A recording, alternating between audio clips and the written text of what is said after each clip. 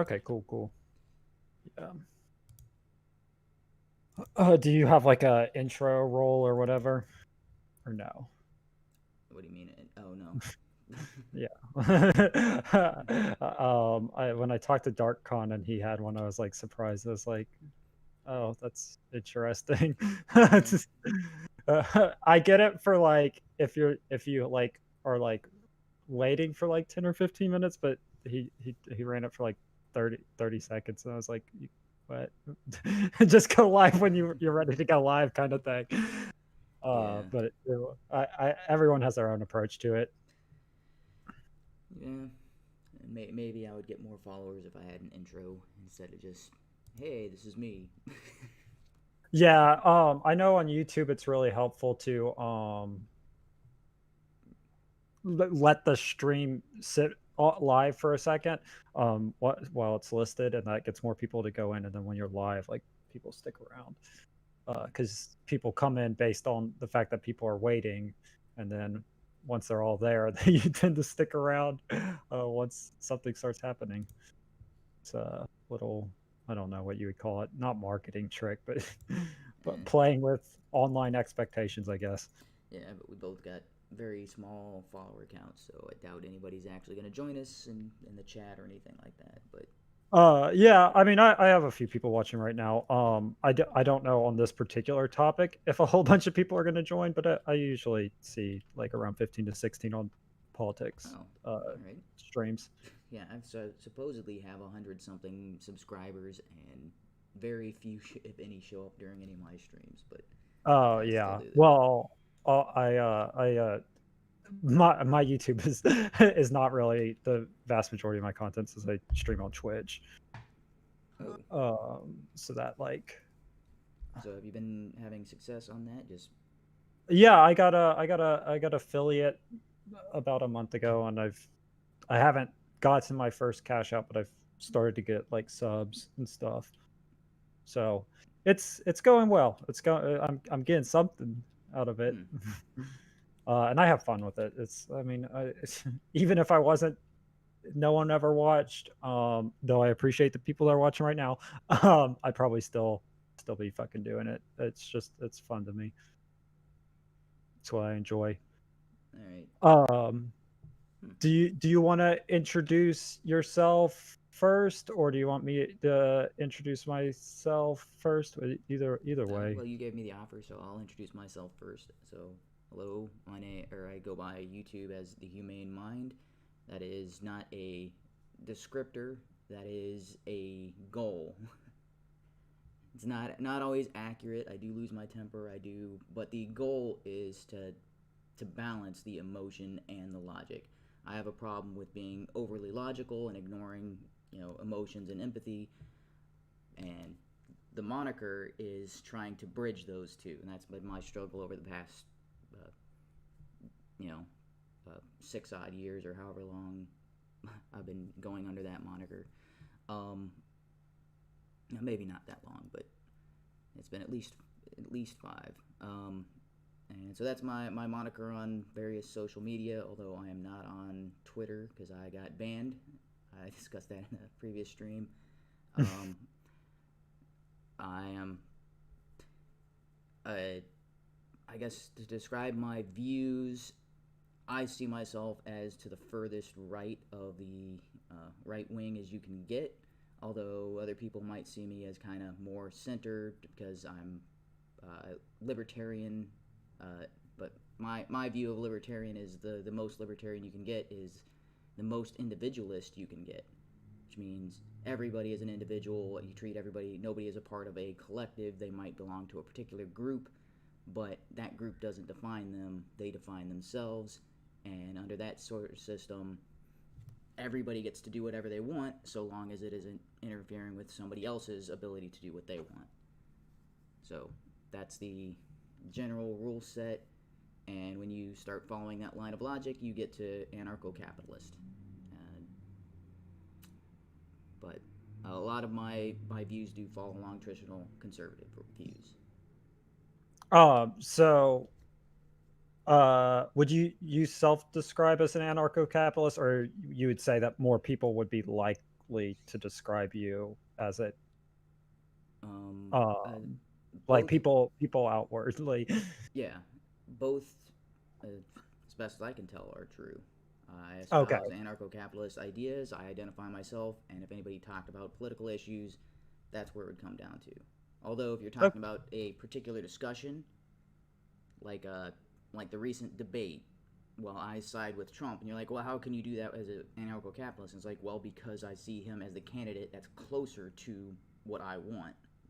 He's Yeah, it's funny how many people on both sides, like, miss that is, like, within the American political system, you just kind of vote for whoever's closest to yeah, whatever represents it, like, when you have a non-parliamentary system, like, your vote, like, inherently is gonna go to someone that, at least on some level, most likely disagrees with you about something, so you yeah. just try and line it up the best. Well, that's Um, another so I as. Oh, sorry to don't mean to interrupt, but no, this you're fine. yeah. But so when you say anarcho-capitalist, you're like, well, why do you even vote at all? Because that's where a lot of anarcho-capitalists, I think, they fall short of it. They put the ideology as, oh, that means if you're for anarchy, that means you don't want to vote. You just want to get rid of the system completely, just abolish it all within a stroke of a pen, get rid of it now. And it's like that's going to cause utter chaos. You have to dismantle the system in a systematic way. It's like I see it as a road trip. I'm going from New York to LA. I can't just snap my fingers and end up in LA. I've got to take the process of driving from New York to LA. And I see Trump as the guy who's like, I'm driving to, maybe he's only driving to Nashville. I'm like, well, that's halfway there. Whereas Biden is like, I'm going to drive into the middle of the Atlantic Ocean. Yeah, okay, that's not the direction I want to go. Yeah. I though like I obviously at least a little bit. I disagree with like some of the like foundational principles, like that concept of like working within the system and like using the tools that are available to you and not just descending into like, oh, we're gonna destroy everything without having a cohesive idea or like a reasonable reason to be engaging in violence. I agree with that. Like that you should work within the system and progress through it to get your uh, ideals and principles out there and try and affect change that way. All right. And so I did my intro, and you asked me some questions about that. So if you, I give you the opportunity to do your intro, in case any of my Yeah, followers aren't aware of you. yeah. So I'm Gabe. The handle is Gabeisgunk, because I am someone that is immediately hateable. So I just go ahead and put that I'm trash right there in it. I would self-describe as a social democrat. People on the left probably call me a neoliberal shill. And then people on the right, probably a socialist most frequently.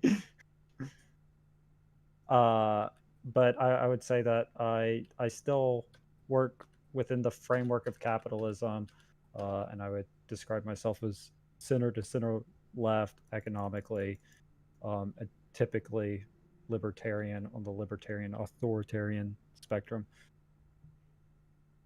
Okay. And so you said social democrat, which that seems backwards, or not, I mean, not backwards as in not making sense, but a lot of people, when they're describing themselves, they say democratic socialist. You put the socialism first. Yeah, I don't. That's sort of an Americanism. The European uh standard for that is social democrat. So it is uh someone that values the act of democracy, and typically addresses problems through a strong endorsement of positive liberties and like targeted um, incentives and disincentives to market forces. If it typically views it on the more outward lens, like the zoomed out Okay. scale in regards to that. Okay. But So like people individually engaging in democracy is like a pretty important principle for me. okay. All right. I think that gets me a pretty accurate picture. And so we discussed over email a couple potential topics, and I think we settled on the idea of identity. Well, I put identity politics in the description of my video, but I think I'm not sure. So, identity in general, as far as like racial identity or gender identity, that was kind of my assumption when I. Yeah, yeah, I fit because I think that the way you approached it in your email was an interesting take to me, and it kind of covered both of those um, realms. So I figured we could talk about that, and maybe if there were any disagreements on like a level where we weren't seeing how the other person was logically reaching those conclusions, like debate it Okay. and hash it out there. But yeah, I Yeah. mean, kind of a more casual one, but Yeah. Well, it I is. think there's going to be definitely a point of contention because I've seen your some of your other discussion videos or debate videos where you were Mhm. talking about gender. And one of the things Yeah, you made a statement that obviously woman and female are not the same thing. And I was yeah, like, I would say so, and I would say, actually, if I were to give an even hotter take on that, I would say that neither of those are particularly real, and that I would be in mm, favor of just ignoring the existence or working towards a world in which we don't put a whole lot of recognition of the distinction between like man and woman. okay, that's a pretty hot take because there is a reason where we would need to identify men versus women. What would that reason be? Well, based on my understanding is gender is based on biology, and so when I say men and women, I'm using them Yeah. interchangeably with male and female. Yeah, why would we need to distinguish between those two, like in a societal sense? Because biologically males produce sperm and females produce egg, and you're never going to have two men having sex and producing a baby. Yeah, There's yeah, that's why you could have a conversation about whether or not you guys would be I shouldn't say guys, you people would be a um reproducible, biologically successful coupling. Yeah. So you would need to identify whether that's a possibility. And if you said just we just need to get rid of it altogether, it's like, well, then we lose the ability to define clearly distinct a a, a clear break biologically between two separate groups.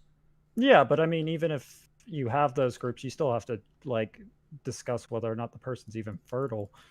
Um, like you can discuss whether or not like you have sperm or Well, eggs without needing necessarily to say man or woman. okay, so you could call it, X and Y. You'd still get the same Oh, result. no, no, no, no, no, no. I mean, why does that ever when would that ever come up other than in like a romantic relationship where you're trying to reproduce or even just trying to reproduce, I guess. I Okay, guess it doesn't have to so be romantic. let's say you're interested in someone as a potential dating partner, but you want Mhm. children. Yes. How would you ask if that was a possibility without as which gamete do you produce? Do you produce eggs or do you produce sperm? It's like, well, the more Uh, generalized question is, which resolves a lot more questions than just which ones do you produce, is are you a man yeah. or a woman? I'm Yeah, only but even interested if in I ask men, that, I or I'm still only have to interested in ask women. I still then have to ask that person whether or not they're even capable of having a child. Like it'd be the same conversation that I'd have if I wanted to have children with a woman in general. I'd still have to figure that out. Okay, so with online dating, that's a pretty a predominant arena where people find their dates or potential spouses. eHarmony Mhm. advertises that, and there's OkCupid, a couple of others. They give you a menu to select. What are you interested in? Are you interested in the same sex? Are you interested in opposite sex? It's a Mhm. it's a to in order to restrict what you're looking for. But Yeah. if we get rid of the identification of male and female, there is no way to Yes. restrict what you're looking for. Yeah, but just because something is a way currently doesn't necessarily mean that that's the most useful way. But if you're looking, I'm only interested in these types of people. And But what if we types get of rid of people? we get rid of that, I'm only like as a male who is heterosexual, I'm only interested in dating heterosexual females. That would Yeah. limit the pool that shows up in my search. But the Uh-huh. the if we get rid of female altogether, there is no longer a way to limit that search. It's just I'm looking for a human. Yeah, Okay. I mean, I guess that in the aspect of like Tinder and stuff, but even Tinder no longer actually separates them like that. And like in Hmm. the example of eHarmony, eHarmony is so successful because it filters like on personality bases. Even if you were to um, like select just female, like you would then still have to go through a Yeah. selection process. Um, and if you had traits listed that you could select on that narrowed it more specifically to like what your taste in general were, like I mean that would be just as useful. Mm, That'd actually be more useful in the yeah. cases of like Tinder. Well, that's a more restrictive list, but it starts off with the initial, okay, get rid of half the population because they don't even meet the first criteria of being of the opposite sex. But if you remove the idea of sex altogether, like, hey, there's no difference between men and women, there's no difference between male and female. Well, now there's no way to filter the obvious out of the equation. You're like, well, Well, I limited it to people who enjoy video games and are Christian. And look, I've got some people with penises and some people with vaginas. How do I get rid of the people with penises? Oh, well, we got rid of that sexual categorization. So, well, yes, except for that, even in the current today, those categorizations do include people who have penises or vaginas. Like you could literally put that as a descriptor. I mean, you can't use dating sites until you're 18. No one's going to be harmed by seeing those words. but people would be harmed by male and female, which is Well, it's a I just broader don't. I range of. don't think. Yeah, but I don't think it's useful because it is that broader range. So if you were to say, okay, I just don't want anybody with a penis, well, that would also include transsexuals who have had reassignment surgery. So well, now you've Or got well, who? Yeah. So they don't have a penis. females who who've either had it would remove females who then got a penis made, or um male to female Yeah, transgenders who had not had their penis turned into a vagina. Yeah, I would remove those. But genital preference, like if you have a genital preference, you have a genital preference. but no, what I'm saying is, so I said, okay, I only want individuals to be, linked with me or matched with me, provided they Mhm. have a vagina. Well, someone's like, oh, I'm a male to female transsexual. I've had the bottom surgery. I have a vagina. Add me to this person's pool. Yes. That person currently though would be in your pool if you selected female. Yes, and that would be a So that would be a problem for someone who's interested in dating someone in order to reproduce children, to get married and have yeah, yeah, kids. yeah, which is why you still have to have that conversation even now Where and even with a cisgendered female. with a But no cisgendered yeah, because female not all with cisgendered female are fertile, so you'd cisgendered have to. female already says, okay, there's a potential for reproduction. You have the necessary equipment. I don't need to ask you, well, Well, maybe do they you have a might, vagina? because Well, they do could have you had a produce? hysterectomy. They could have Yes. had they could have the chromosomal thing, which I know you say is like a small number, and that's fine. But it Hmm. still is a factor, especially considering we're just considering all factors in which a female can Well, be infertile. but the idea of Uh, female has a broad range of. Okay, we know yeah, it has a broad range of traits. natural vagina should have ovaries, should reproduce, or should produce eggs, menstruation cycles, all the things that are included with the idea of female. that are not included with, oh, I just have a vagina. But not all females or women under the current division even possess those. Like you still have to ask these questions. Like I understand what you're saying, that statistically you're more likely, but Yeah. you could just have these questions listed on the dating thing. Like So as the far as that goes, utility. yeah, as You far go as ahead. yeah, so as far as that goes, there are a lot of women who are infertile and don't know it until they get married and they try to Hmm. conceive, and then they go to the Yes. doctor and find that out. Yeah. Okay, that's different. Not be you're like, okay, there's the potential here versus there's no potential whatsoever with someone who is male to female and they say, oh, I checked the Hmm. box that says I have a vagina, and you're like, well, there Hmm. was no potential there for reproduction whatsoever. It was not going to happen. Yeah, well, why wouldn't you just ask them that? Like, Well, that I don't know issue if is having a child was really important to me. Like, I would ask. I'd make sure of that. okay. With So whoever. yeah, so Like, you're matched with somebody, and so you're like, well, okay, you're in my pool, but now I have to ask, were you originally a man to everybody I come across? Whereas I could have just well, no, because in my ideal world, you the concept of the man and woman would be gone. I just asked them whether or not they could have children or whether or not they had a penis or a vagina, like it in the situations where I would care about that. but it's much more convenient for everyone, considering the transgender individuals are only less than 1% of the population. 99% of the population would fall within the regular "Are you a man or a woman?" Yeah, I mean it's convenient until that definition fails, and then like I said, like there's traits within the range of a woman or a man that someone is not going to find appealing, and they still limit it. Like what is the difference in limiting it on that on the particular exact traits that you care about? Well, because like I said, female is a broad range Hmm. of of categorizations. You're like, okay, I know, Yeah. I have a generalization of what a female is and should be, and so if I restrict my search to just that, I already exclude all these individuals who may identify as a woman, but are not what I'm actually looking for. I can. It's a more accurate way to do that. Whether if I just say, okay, everybody with vagina, okay, now I've got to go and ask each individual, is that a natural one or did you have it made in a surgery? Yeah.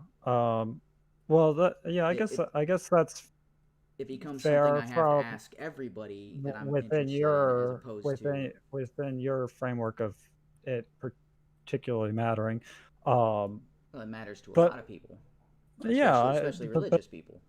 yeah, yeah, I understand that. I don't understand why you couldn't have that.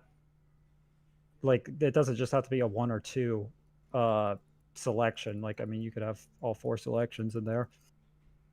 Wait, what do you mean all four selections in there? Like a constructed penis or a constructed vagina, and then you could have Isn't uh that the same thing as saying male, female, or into female? Or so no. you would, I mean, that's the way I think it should be. Is like, okay, you've got a group of males, group of females, and then a group of male to female, and a group of female to male. And if Yeah, but you someone, have to ask like anyone that you date, and then like when you're looking at the pictures and stuff, wait, like you have to uh, ask uh anybody you date.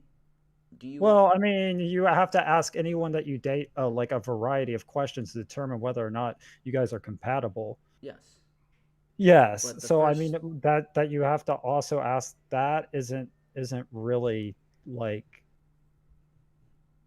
the utility gained in not grouping together people based on like these demographics that are like very broad and like have overlaps even within between each other, like is seems I'm a more little useful, wait, like to categorize people more but you succinctly by their individual traits. Like okay? That seems a little okay. So, because you're talking about a future where male and female don't exist, and so nobody identifies as male, nobody identifies as female, and that categorization is obsolete or done away with. So there is yeah, no breakdown of male, female, male to female, female to male. It's yeah, just humans in general. And so now Yeah. anybody you meet, you now have to ask penis or vagina, natural penis or natural vagina. Well, I That's mean, everybody you meet, as I opposed to theoretically would have to ask them that anyways, and I think in a world where we don't mm, have the framework of man and woman, the people okay, that are gonna you would have theoretically have to ask that. maybe, maybe, but I don't No, know because that that's people what would I'm even saying. particularly care about that if we were at Okay, the point where we had already eliminated it. so people who don't care, they would just check all four boxes. People who do care would Yeah, just pick, check I'm the only ones interested that in you female. want. But you're saying Yeah. that categorization shouldn't exist Well, at all. they check in one of the many ways that they are limiting which group of people they want to date. They're now also just checking the natural vagina box. Like, um, Yeah, so there's, we don't do that currently.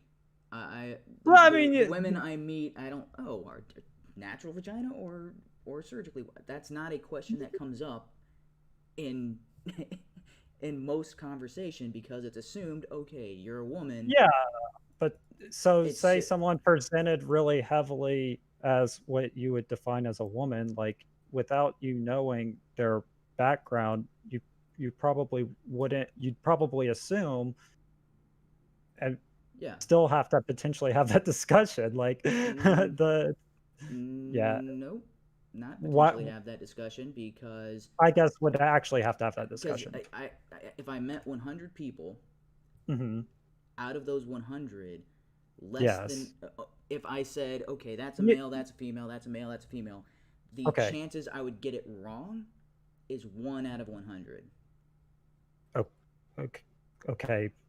At, Yeah. yeah, and I statistically, I right? If yeah, you're I understand that, less but than 1% of the population identifies as yeah, but transsexual the or idea transgender. generally is that you, like, actually know, like, 150 people in your life, and you definitely actually meet, like, way more people than that, Yeah. and, So for and every 100, just making a broad generalization, that's a man, that's a uh-huh, woman, I'd be yeah. successful 99 out of 100 times. Yeah, but More that's than what I'm saying likely is you could 100 out of 100 potentially, times, but especially in the hypothetical in which it's a what you would consider like a passing trans woman, you would eventually have that conversation, like if you were pursuing them romantically. yeah, but for the rest of the people, I wouldn't. The only time it would come as a factor Yeah, is with somebody who is trans, which but to not address that possibility, to not address those individuals and to group them no. within this group, So like what I'm saying is that's an exception, and you want to make a rule yeah. around the exception, whereas Well, I just want to eliminate the rule that creates the exception at the moment, why? so that we don't have those exceptions and we can focus on No, but it the like aspects of them that is the important reason we in all of those have the situations. rule that creates the exception is because it's a useful generalization. Sort of. Mm, It's useful in generally predicting whether or not they have like what you would consider a natural vagina, which I'd agree. Like I wouldn't say that a operated one, it was natural. But beyond that, like what utility really is there? well, this Like is you can say the fertility, but the likelihood of infertility is actually not no, totally it's negligible. not Yeah, guaranteed, yeah. but there's one thing where it's guaranteed, not even possible, not possible in any universe. Well, I guess maybe not any Hmm. universe, but not possible in this universe versus potential. Like you can Yeah, eliminate all yeah. the, okay, not even a potential, But but then so these you people have are potentials. cis women who fall into exceptions within that like categorization. If Yes. within your see, so you're creating even within the group like and then like there's women who don't have like defined breast and things like that, which are other things that we typically Mm, mean when we say like a woman.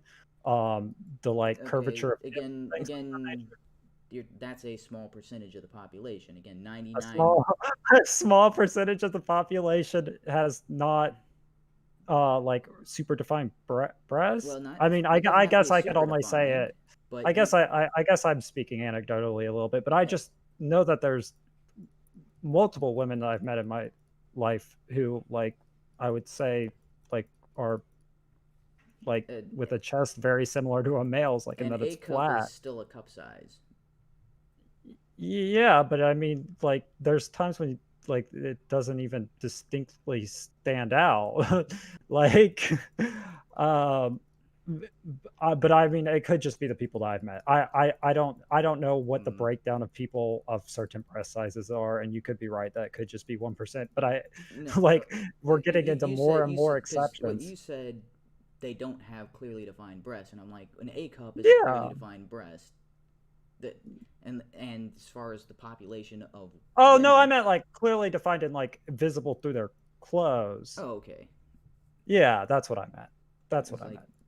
okay. So like if Sorry. you're looking at him from the side, you'd be like, okay, is that a man or a Well, woman? even if you're looking at 'em, like, front on, like not necessarily that you're thinking, like, "Oh, is that a man or a woman?" But, like, we associate breast with women, and there's women who don't particularly have breast who are cisgendered, like, that's Yeah, that particularly have them makes that's that doesn't. okay, okay, that they're um, not distinguishable when they're clothed, and then even unclothed, yeah. mm, There's definitely I one highly disagree with you on the unclothed because they're pretty okay. obvious. It's pretty obvious Yeah, when they're not uh, clothed. The difference I between mean, the male form and the female form. you I guess you yeah, you could like, I can only speak anecdotally, but, on this one, but I would still say that there are definitely women that also fall into this exception, and not all of these exceptions line up within the same group of women, and that's why I'm saying, like, there seems to be a lot of exceptions to this, like, rule, Well, um well, there are exceptions when you narrow down what a woman is to just mean one particular thing. Because you, yeah, but so what do I guess maybe this so is where we're there missing each are other. So a what would you say a woman is? okay. So women have a different bone structure to men. Mhm. This is Except for when they don't. uh, with very few exceptions Mhm. because this is how forensics works. You can look at the skeletal structure of you know a corpse that has been dead for decades and all the flesh is decayed and all you have is the bones, right? There's a whole series based on this bones on Fox. It's based on a real world anthropologist. Okay, well, Bones also includes some weird phrenology stuff at Yeah, sometimes in the yes. show at least, It's a so TV show, but the TV show is yes. based on a real world person who identifies the remains of ancient peoples, and they can identify whether that person was a man or a woman based on bone structure. They could also identify the race based on bone structure. That's there are characteristic markers that differentiate female skeletons from male skeletons. Y Hip structure, facial. This is why there are reconstruction surgeries for male to mhm. females, where they shave down the cheeks, make it a more narrow face, get rid of the Adam's apple. Yeah, There's because surgeries to shave that down. those are traits that we currently culturally associate with, like, female, and there there is, like, tied into that, like, the idea that I if the definition there wasn't sorry, I totally tripped over my tongue, hardcore. No, Um, but like, the way in which trans people present, like, is tied into the way that we, like, define man and woman at the okay. moment. So there's facial reconstruction surgery, and there's surgeries to shave down the Adam's apple. But what Mhm. surgeries they can't do is hip structure. Yeah. Women have a different hip structure from men. Women have a wider hip for childbearing. Yeah. Transgenders, there is no hip surgery that will replace that again Yeah. because the goal is not to bear children for a transgender individual. The goal is to Yeah, imitate that's as closely as possible the opposite. fair, but, like, once again, there's women who don't have particularly childbearing styled hip, and there's men who But weirdly have hips that appear feminine. yeah, but again, you're looking at the exception to the rule. Yeah, 90, not yeah, 90, that's what I'm saying though. 99% would That's what I'm fall within saying. the general norms. Uh, This is how they become I general norms. no, I would strongly disagree that it's 99% in these scenarios. Um, but Mm, actually I can still accept that. So outside of that, is there anything else that um no, I mean it's the reason these definitions become the definitions they are is because we're good at spotting patterns and we see this pattern of the differentiation between males and females. And we're like, okay, this is a generalized category, and if I make this description about this generalized category, it's going to be true the majority of the time. There are times when it's not going to be true. That doesn't mean the rule is not useful. Yeah, I would disagree with the that we're good at spotting patterns. The psychological Mm, phenomena there is more that we create patterns. We frequently do that. But I mean that plays into what I'm getting at with that we're looking at these things and associating a pattern, but there's these exceptions to this pattern, and we're classifying it, and we're catching all these exceptions when you can just look at people and ask these questions that more specifically get at what you're interested in. um but my statement is you don't need to ask the questions because you can look at somebody, you can make these distinctions without yeah, having for to s- ask them for the questions. for some of them, but like for fertility, I would still say at some point that's going to have to be discovered. Yes. So some point after you've already narrowed down the list to okay, here's my potentials, then you go and interview the potentials individually. But what you're saying is Yeah, you shouldn't whittle down the potentials, you should just start with everybody and then have to go to and each then whittle individual. down and then whittle down the potentials based on what you Yeah, find but like see physically attractive. the Yeah. difference is you have to go to each one individual to narrow it down from there. Yeah, but you kind of do that anyways. No, you start off with a broad generalization. Okay, I'm not interested in this group of people altogether. They So go you, away. yeah, the broad generalization You don't need more to ask in. specifically capture, yeah, but this broad generalization more specifically captures it in the terms of dating online, and then in reality, like it is that you look at each individual and you're like, oh, I want to approach them or not, Mm, right? I mean, like if you're at a no. bar, you don't actually you don't look at the person and say, No, you I scan want to it. approach this person. You Like you can don't look at think it. to You can look yourself, at a room and narrow down. Okay, there's a woman. There's a woman. There's a potential. You can narrow down the individual potentials, not just like, oh, all these people are individual potentials. I've got to walk up to each one. You don't walk up to each person well, individually. You go like, well, okay, yeah, but there's potential, there's potential, there's potential. Those are the three yeah, but potentials. there's traits that you can identify that you find appealing without approaching any of these people. Like that doesn't go Yeah. away just because you don't use the word So, man or woman. Like you can still visibly identify but whatever if like you're your in, particular biological urges find attractive. Like that whole part of it occurs well before that. so your problem is just using the word to identify those traits.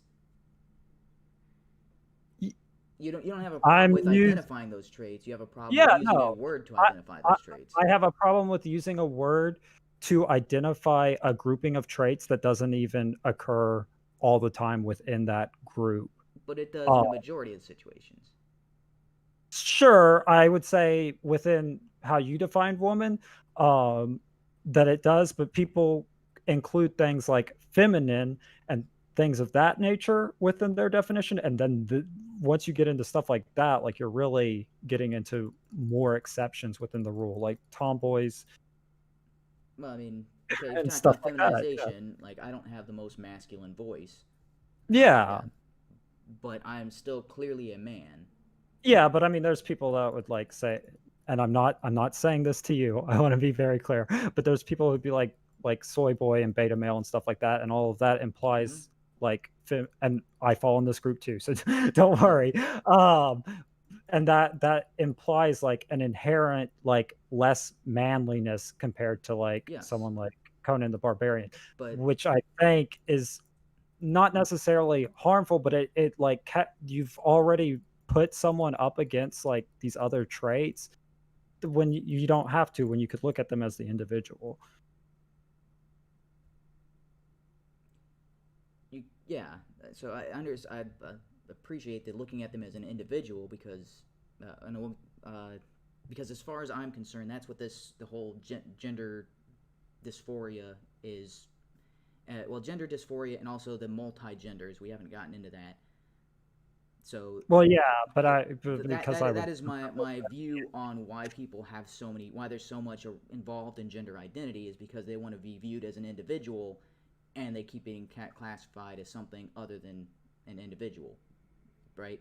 It's we live in a society where being a woman has overcome being Claire or Stephanie. It's like, no, you're part of a woman. You meet these criteria, and if you deviate out of that, you're the problem as opposed to being an exception.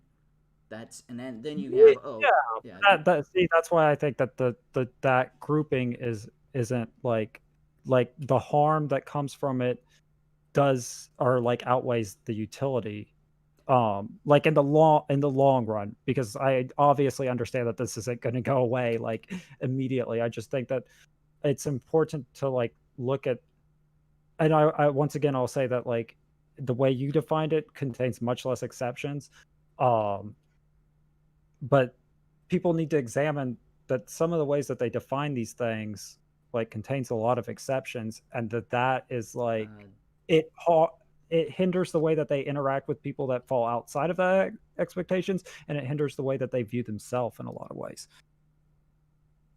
I would disagree with that because again, 99% of the population falls within the cis male, cis female. So the the idea that there's all these exceptions is like, no, there's a very minimal amount of exceptions. Most people fall within Well, the yeah, natural. but some people, like people that are like trad wife stuff, like say like you're not really a woman if you're not like wearing a dress and things of that nature. And Okay. like yeah, that's what I'm getting Yeah, okay. at. So, yeah, okay, you're talking about traditional gender roles. If you don't fit by a gender role, then you don't belong to that group. And that is a very, yeah, that's saying there are no exceptions, which is that's its own problem. Or yeah, it's ignoring that there's those exceptions, and that's where I like really have an issue Yeah. when especially when man and woman are used in that way, like Okay. for sure. So I would say the view that there are no exception is also shared by the transgender community because Uh, the, um, why would you say that? so when somebody is a male but they Mhm, identify as a woman, mhm, they do things to feminize themselves, meaning I'm outside of the definition of woman, so I need to mhm. alter my physical appearance to match a woman. Yeah, and I think that, like I think I said this earlier, but I think that, in part some of that dysphoria comes from the way in which we associate um, the that word with like a certain expression. And I I don't have any particular studies on this. I just know that there are some people who experience gender dysphoria, and like some case is in which just addressing like the idea of how that like gender expression occurs like helped alleviate it, and that they didn't Well, necessarily present a certain way. so there's a logical contradiction in what you just said because you said gender expression, and I'm like, but you just said there should Mm, be no categorization of gender. It's just like yeah, gender is yes, whatever. yes. But I have to use that word to describe the phenomena that currently exist. But I think that the idea of there being gender expression is bad, So and that in a we future should where get there is away. no gender expression, there's also no transgender individuals. Most likely, yeah, no. Well, obviously, because there'd be no gender, Yeah, there'd be nothing to but transition there, into. yeah, there'd be. I think that it's possible that there'd be less people transitioning, in Yeah. terms of So like some changing their presentations and stuff yes, like that. because Yeah. somebody could look like Dwayne the Rock Johnson, identify as a woman. No, and Well, they or wouldn't well, have they to just change. identify as a person, but yes. But they would they could, yeah. I guess Yeah, identify as a because they're looking for person. Yeah, well, because we've gotten rid they of they not they because we've gotten rid yeah of all yeah gender. yeah. So they just identify with the Ugh, things that like form their like character and their personality. So like that Dwayne the Rock Johnson person, I assume likes working out, or maybe they work out because they hate themselves. Who knows? But so they yeah, would but probably associate their peak physical performance with who they were, and they'd associate their uh, love of acting and things of that nature. That's how they define themselves, by the things that they yeah, actually did and thought. yeah. So they're like Yeah. recognize me as an individual, but there is no shorthand of again Well, you come back to the yeah, situation that's where why. in order to Yeah. find somebody that to establish in a relationship with, you have to go up to each one individual. There is no, hey, I can eliminate all of these as potentials. It's you have to go to each individual and interview each individual, which there Well, are yeah. 7 billion Well, people on the planet. you That's you go up to people that you found physically and biologically like like you felt a biological impulse of being attracted to first. Like okay. not everyone that you witnessed Well, I mean, I guess there's probably some people that would find all 7 billion people physically attractive, but I would say that that person probably isn't interviewing these people too heavily anyways. They're well, probably pretty cool with it. okay. So in the future, where gender is rid of, uh, um, male and female distinctions are also obliterated. There is no Mhm. such thing as sexual orientation. Yeah, yeah, yeah, I would say that, yeah, Okay, so probably not, you just ideally. eliminated the entire LGBTQ spectrum. Okay, Yes. man, Is there a problem with that I, I, it seems particularly? like there's a big problem with that because how does one say I am seeking this type of individual when you Well can't identify that type of individual? we'd go on like I said, we'd go on traits, like, you can put Okay, the traits of, like, that they like to do certain things, that they have a penis or a vagina, like all of those yeah, things you can okay, like if you're seeing that, like so if we're talking about doing like an online dating thing, you okay, can do those natures. And then like in reality, the way it works really to a certain extent is like you're attracted to who you're attracted to a little okay. bit. So here's where a big problem that I don't think you're quite considering. Okay, so there's an individual who's built like Dwayne Johnson. Mhm. They would typically, like under a current system, they would identify as transsexual. Well, transgender and straight, meaning they're presently present as a male, but they would Mhm. like to present as a female, and as a Yeah. female, they would like to date men. Okay. Yeah. Okay, but under your system, this individual doesn't have to present themselves as female, but they're attracted to people that have penises and you know more masculine features, but they can't identify them as men. But Yeah. okay, They'd identify those people based on those traits that you just yeah, listed as them finding attractive. Yeah. okay. So somebody who is a what's under today's spectrum is a cis heterosexual man would look at that Mhm. individual and not view them as a partner, but that person would like to partner with them. There's no way Yeah. for That. them to express this at all. There's no way The, to say no, I'm not interested, and oh, but I am interested. They have no. Wait, no. There's lots of ways, like by whatever like particular physical attributes they found unattractive. Like I don't like people that are burly. I don't like people that are bigger than me. I don't like if they have facial hair. Rock has facial hair right now, right? I don't like facial hair. Any of those things. Like, So um, instead of just saying not interested in men, you now have to say not interested in people with penises, not interested You in don't people you with don't a even larger necessarily have strap. to say that. You can just tell them that I'm not interested in you, or are you Yeah. talking about So again, online? yeah, again, you have to go to every individual and say not interested in you, not interested in you, not interested in you, not interested in you, as opposed to saying not interested in this broad group of individuals. Um, no, I think there was a slip up somewhere in there, between us communicating. So I'm saying that online, like breaking it down by those traits is perfectly fine. Like that's useful because you can't just look at someone and then outside in like everyday life, like you can visibly identify the people that you're physically attracted to. Yeah. And you can Yeah. state that by saying I'm attracted to women, which is what we do currently. Like, if I'm a Oh, except for the women that you aren't cis physically attracted heterosexual to. men say I'm attracted to women. Gay men say Yes. I'm attracted to men. It's a very easy, clear understanding. They don't have to say, well, I'm attracted to people with penises, but that have facial hair, that have a bigger muscular build. Yeah, but that whether or not they're actually saying that right now, all of that stuff comes into play. Like people aren't just attracted to. I mean, there are some Well, people that are just attracted to every man and every woman, but like in reality, like that yes, decision making process is occurring. but It's just not being said aloud, and in real life, it wouldn't necessarily be said aloud because you visibly okay. identify who you want to approach, So and then online, like if you had more of those options, you'd more easily be able to find people that you'd actually be interested in and not have to like swipe through 300,000 okay, profiles. so Like, you're familiar with the game Guess Who, right?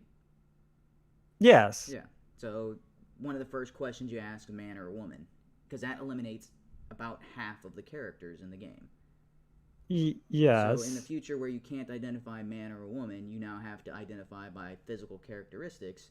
There is yes, which is no also a part of the Guess yes, Who but game. you there is no 50-50 split any longer. There's no way to Y- whittle it down immediately by half because now you have to say people with longer hair, and it's like, well, some of them are women but have shorter hair. So now you're y- getting a so that's Yes, the idea. but so you're the only difference is that the order in which these eliminations are occurring. Yeah. So And so if you're But then guess who also, like, it's just because you can't see who has, a penis or a vagina. In fact, all of them in Guess Who could be trans, and we would yeah, never but know. you can identify within the rules of the game women and men.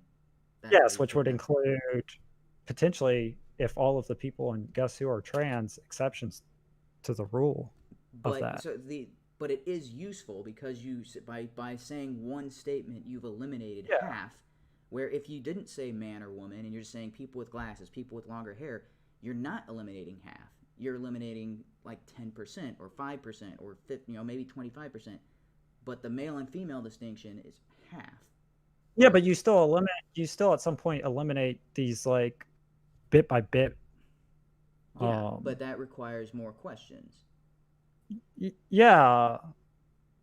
And that's what I'm in favor of is more questions, so So we're more making the specific and process accurate. making the process unnecessarily more difficult. Well, but more accurate. I wouldn't say that it's unnecessarily more difficult if it gets us to a more accurate result of people that we would want to date.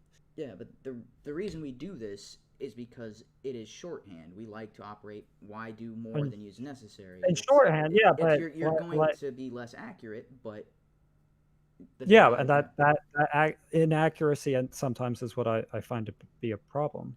Okay, so we do estimations in mathematics a lot. We, averages, round up, round down, close Mhm. enough because it doesn't quite matter. We do this, but what you're saying is we should have a system where you always apply scientific notation down to X number of digits. So even if you're solving something like the bill on a dinner bill, because Uh, accuracy is important as opposed to shorthand, you can't just round. It's like, oh, I'm interested in a 20% tip. No, you actually have to calculate what the actual 20% tip, so you get the exact change. That's well, what you're. sometimes I do that. That's what Sometimes I do that. it's more accurate, but Yeah, yeah, but, like, but so we're it talking about, uh, in grouping people, and I think that, yeah. like, the accuracy in, like, identifying and, like, treating people as people based on their own merits is, like, worth, like, what, f 40 seconds to ask the question and 5 minutes to talk about it? Yeah, I mean, that accuracy is useful to me. But it's only useful in the 1% because that's the again the exception is that 1% that doesn't fall within typical gender Yeah, norms. but that's only if you specifically define man and woman as having a natural penis or vagina, which actually, now thinking about it, does still potentially disclude at least some men because men can lose their Yeah, penises. And I so Stati- like but that's again, yeah, I understand the statistics, but you see how when you define it as something, but we actually mean a broader range than that, and there's like an exception to it, like what does that say to the people that are what fit under those other like categories but don't have that? Like it does means that they're mean that they're less of exceptions a to the man? rule. No, it means they Yeah, are exceptions to the rule. but see, that's what, when there's all these different exceptions, the rules, like So get if rid we of the were rule playing because it Dungeons creates an and exception. Dragons, we would home rule this rule out. We take it out. We just deal with it on a case by case No, basis. because the exceptions are rare. It's 1% of the time you're going to have to deal with the exceptions. The other 99% of the time, you're going to have interactions without dealing with the Well, okay, exceptions. wait. No, we definitely know that if there's 1% trans people, there maybe it's a 0% people that have had their penis lost. But then Okay, you have that so, exception added in. And that's well, only if you so narrowly define man and woman as natural penis and natural vagina, because at first you address like their hips, their breasts, things of that nature. Once we add those in, that's more exceptions because the okay. people that are the exceptions for certain reasons aren't going to be the exceptions for all of it. If you were to add all the exceptions together, do you think that number would go above 2%? Would that? Oh, so I guess maybe I should say, would that number go above 20%? Above 20%? No, I would say, and I can only say this anecdotally, but once again, we're only narrowing it to like your definition of man and woman, and I think other Well, that's people are definitely less specific with it. I would still say it's probably above 10%. above 10%. Yeah, or around 10%. Yeah, I'd say around 10%. People that Okay, hit some exception marker. Yeah. so probably, do you think it would? What is the maximum you think that that would be? The exceptions. I would say within your narrow definition, Well, I don't know probably about. 12. Okay, Well, because I can only really address your definition uh, at the moment. as far as I know, Um, that's the typical definition, but well, sort of, but basically, people definitely put in more aspects to it. And I could agree that it's probably like 75% of people actually mean it as narrowly as you do, but that would still be like 25% people who don't. But I would say like 12% to 15%. Yeah. okay. So we'll assume 15%. So you already have a rule that distinguishes 85% versus 15%. But since this Mhm. 15% exists, ignore the rule. Yes, because those are people, and I would rather acknowledge those people on their individual traits, like because where like you fit them in as exceptions, like, and they can choose not to think about that, I guess, but like if if you're the exception for the generally um accepted definition for your gender, like it feel feels weird. Shouldn't.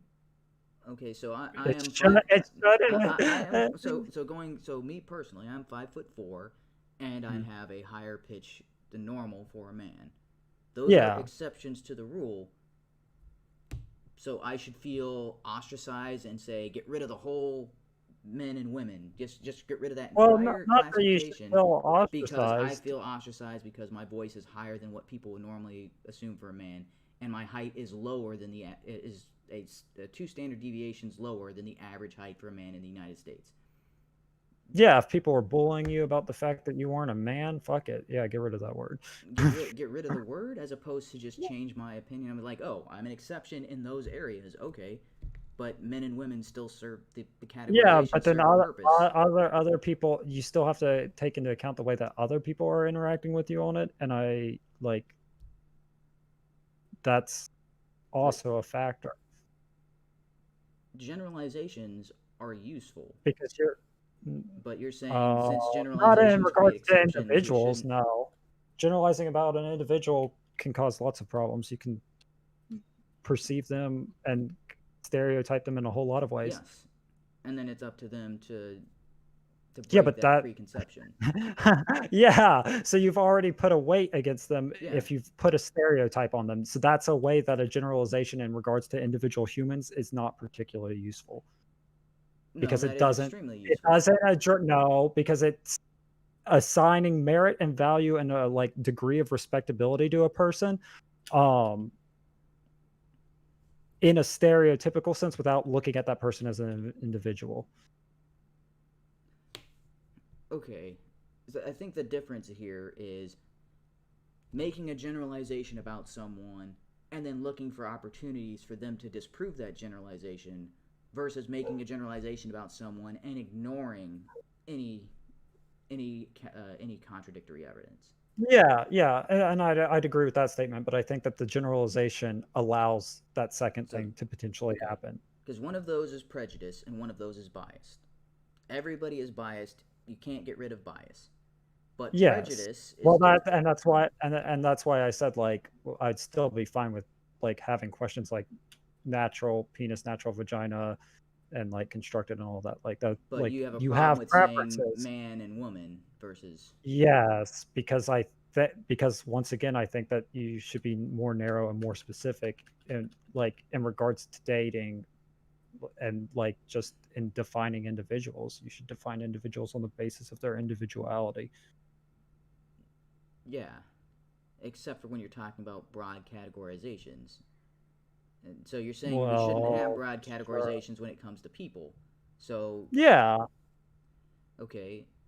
So then we shouldn't break down demographics as far as proclivity for certain diseases based on the demographic of men and women. Because prostate cancer, you know Well, how many you cases of prostate cancer do female patients okay, have?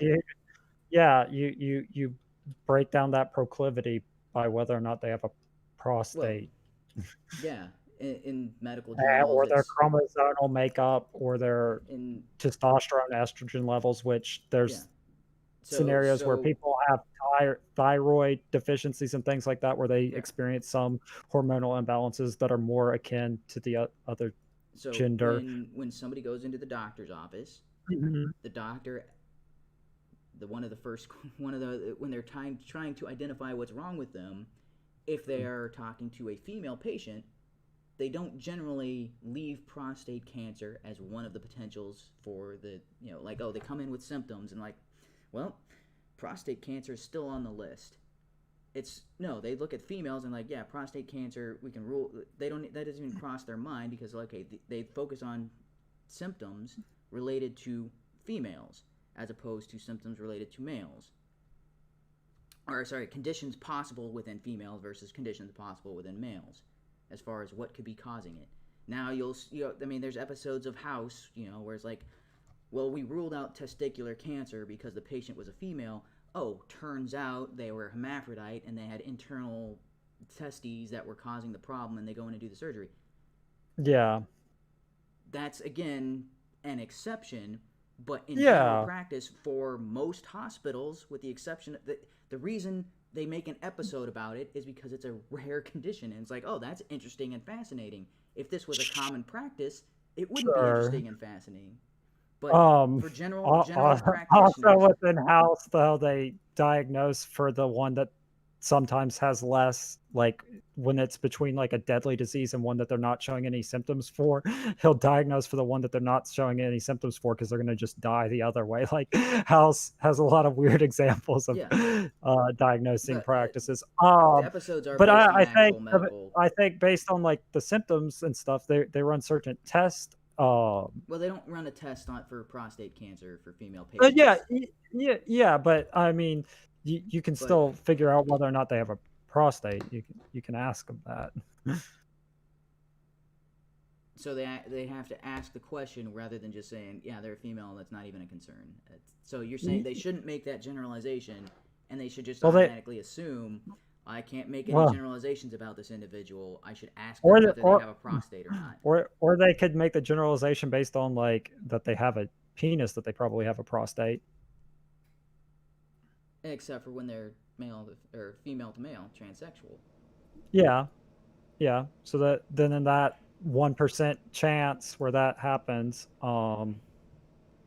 then sometimes it's Okay. wrong. And so now the generalization is No, okay. no, no, no, no, no. You don't understand, because that actually was consistent with why I'm saying that the So the generalization isn't generalization okay. that if a person Because has a because you know how you would solve that problem in my world? You would still just check or ask. except that doctors don't generally ask like, "Oh, hey, it's our first time meeting. Drop your pants," because I gotta Yeah, but check to see whether you have a penis or a if they're vagina. considering that prostate cancer might be a Well, potential diagnosis, I'm pretty sure they do at some point during that. unless they're talking to a female patient, Yeah, but I mean, and they don't there, have to ask them, there's "Hey, what's inside your yeah, pants?" They just look at them and they're like, "Yeah, you're obviously a female. I'm not going to yeah, consider the possibility of prostate cancer."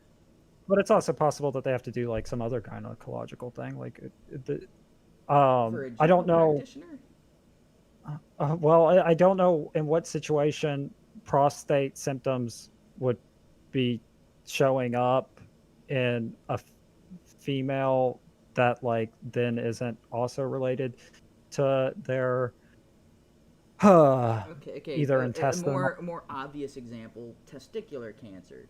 So Okay. this is okay. So when a female goes and takes a pregnancy test and they test positive, that Hmm. means they're likely pregnant.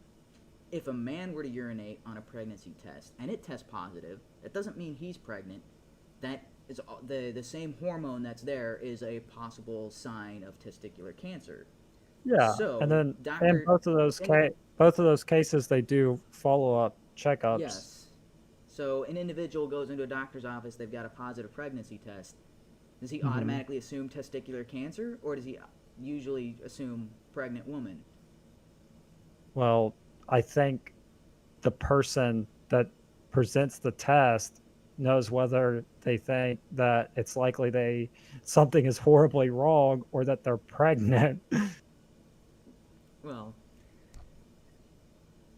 So in that situation, I or like that there's the possibility that there's something horribly wrong, or there's the possibility that they're pregnant. Like they can and they would know this because they know whether they're a man or a woman, but in a society where man and woman is done well, away with. not necessarily even necessarily that. I mean, if they haven't been sexually active, that they probably don't think that they're pregnant. Okay, I mean, I somebody who guess has been sexually active, they pee on a stick, it's yes. positive. Do you think that they couldn't still teach people the way in which they get pregnant? Well, Like, they do you think can't that if you eliminate biology? male and female.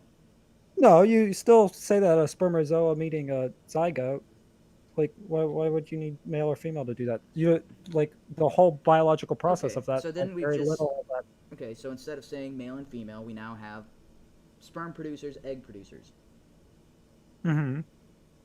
So you say I'm Which only so really comes okay. up when you I'm want to interested know in whether or dating not you someone. I'm have only kids. interested in egg producers. Well, Okay, yeah. Well, if getting them pregnant is a major component, then you would say that okay. you're So interested in egg. so for all intents and purposes, instead of saying female or woman, I could say egg producer, and it serves the exact same purpose. No, Why not? because there's women and females who don't produce eggs, which is what I said. That exception is the problem. So now when you say I'm seeking egg producers, like you're finding specifically people that could be fertilized by spermatozoa.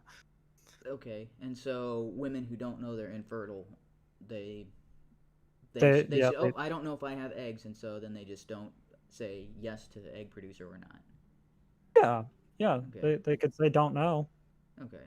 if they think So that it's then reasonable. it limits dating pool for someone who's interested in reproducing with their sexual partner to only people who have already reproduced sexually, because that's the only way they can know if they're an egg producer or not. Well, if they go to the hospital and get like gynecology like work done, that they can know that way too.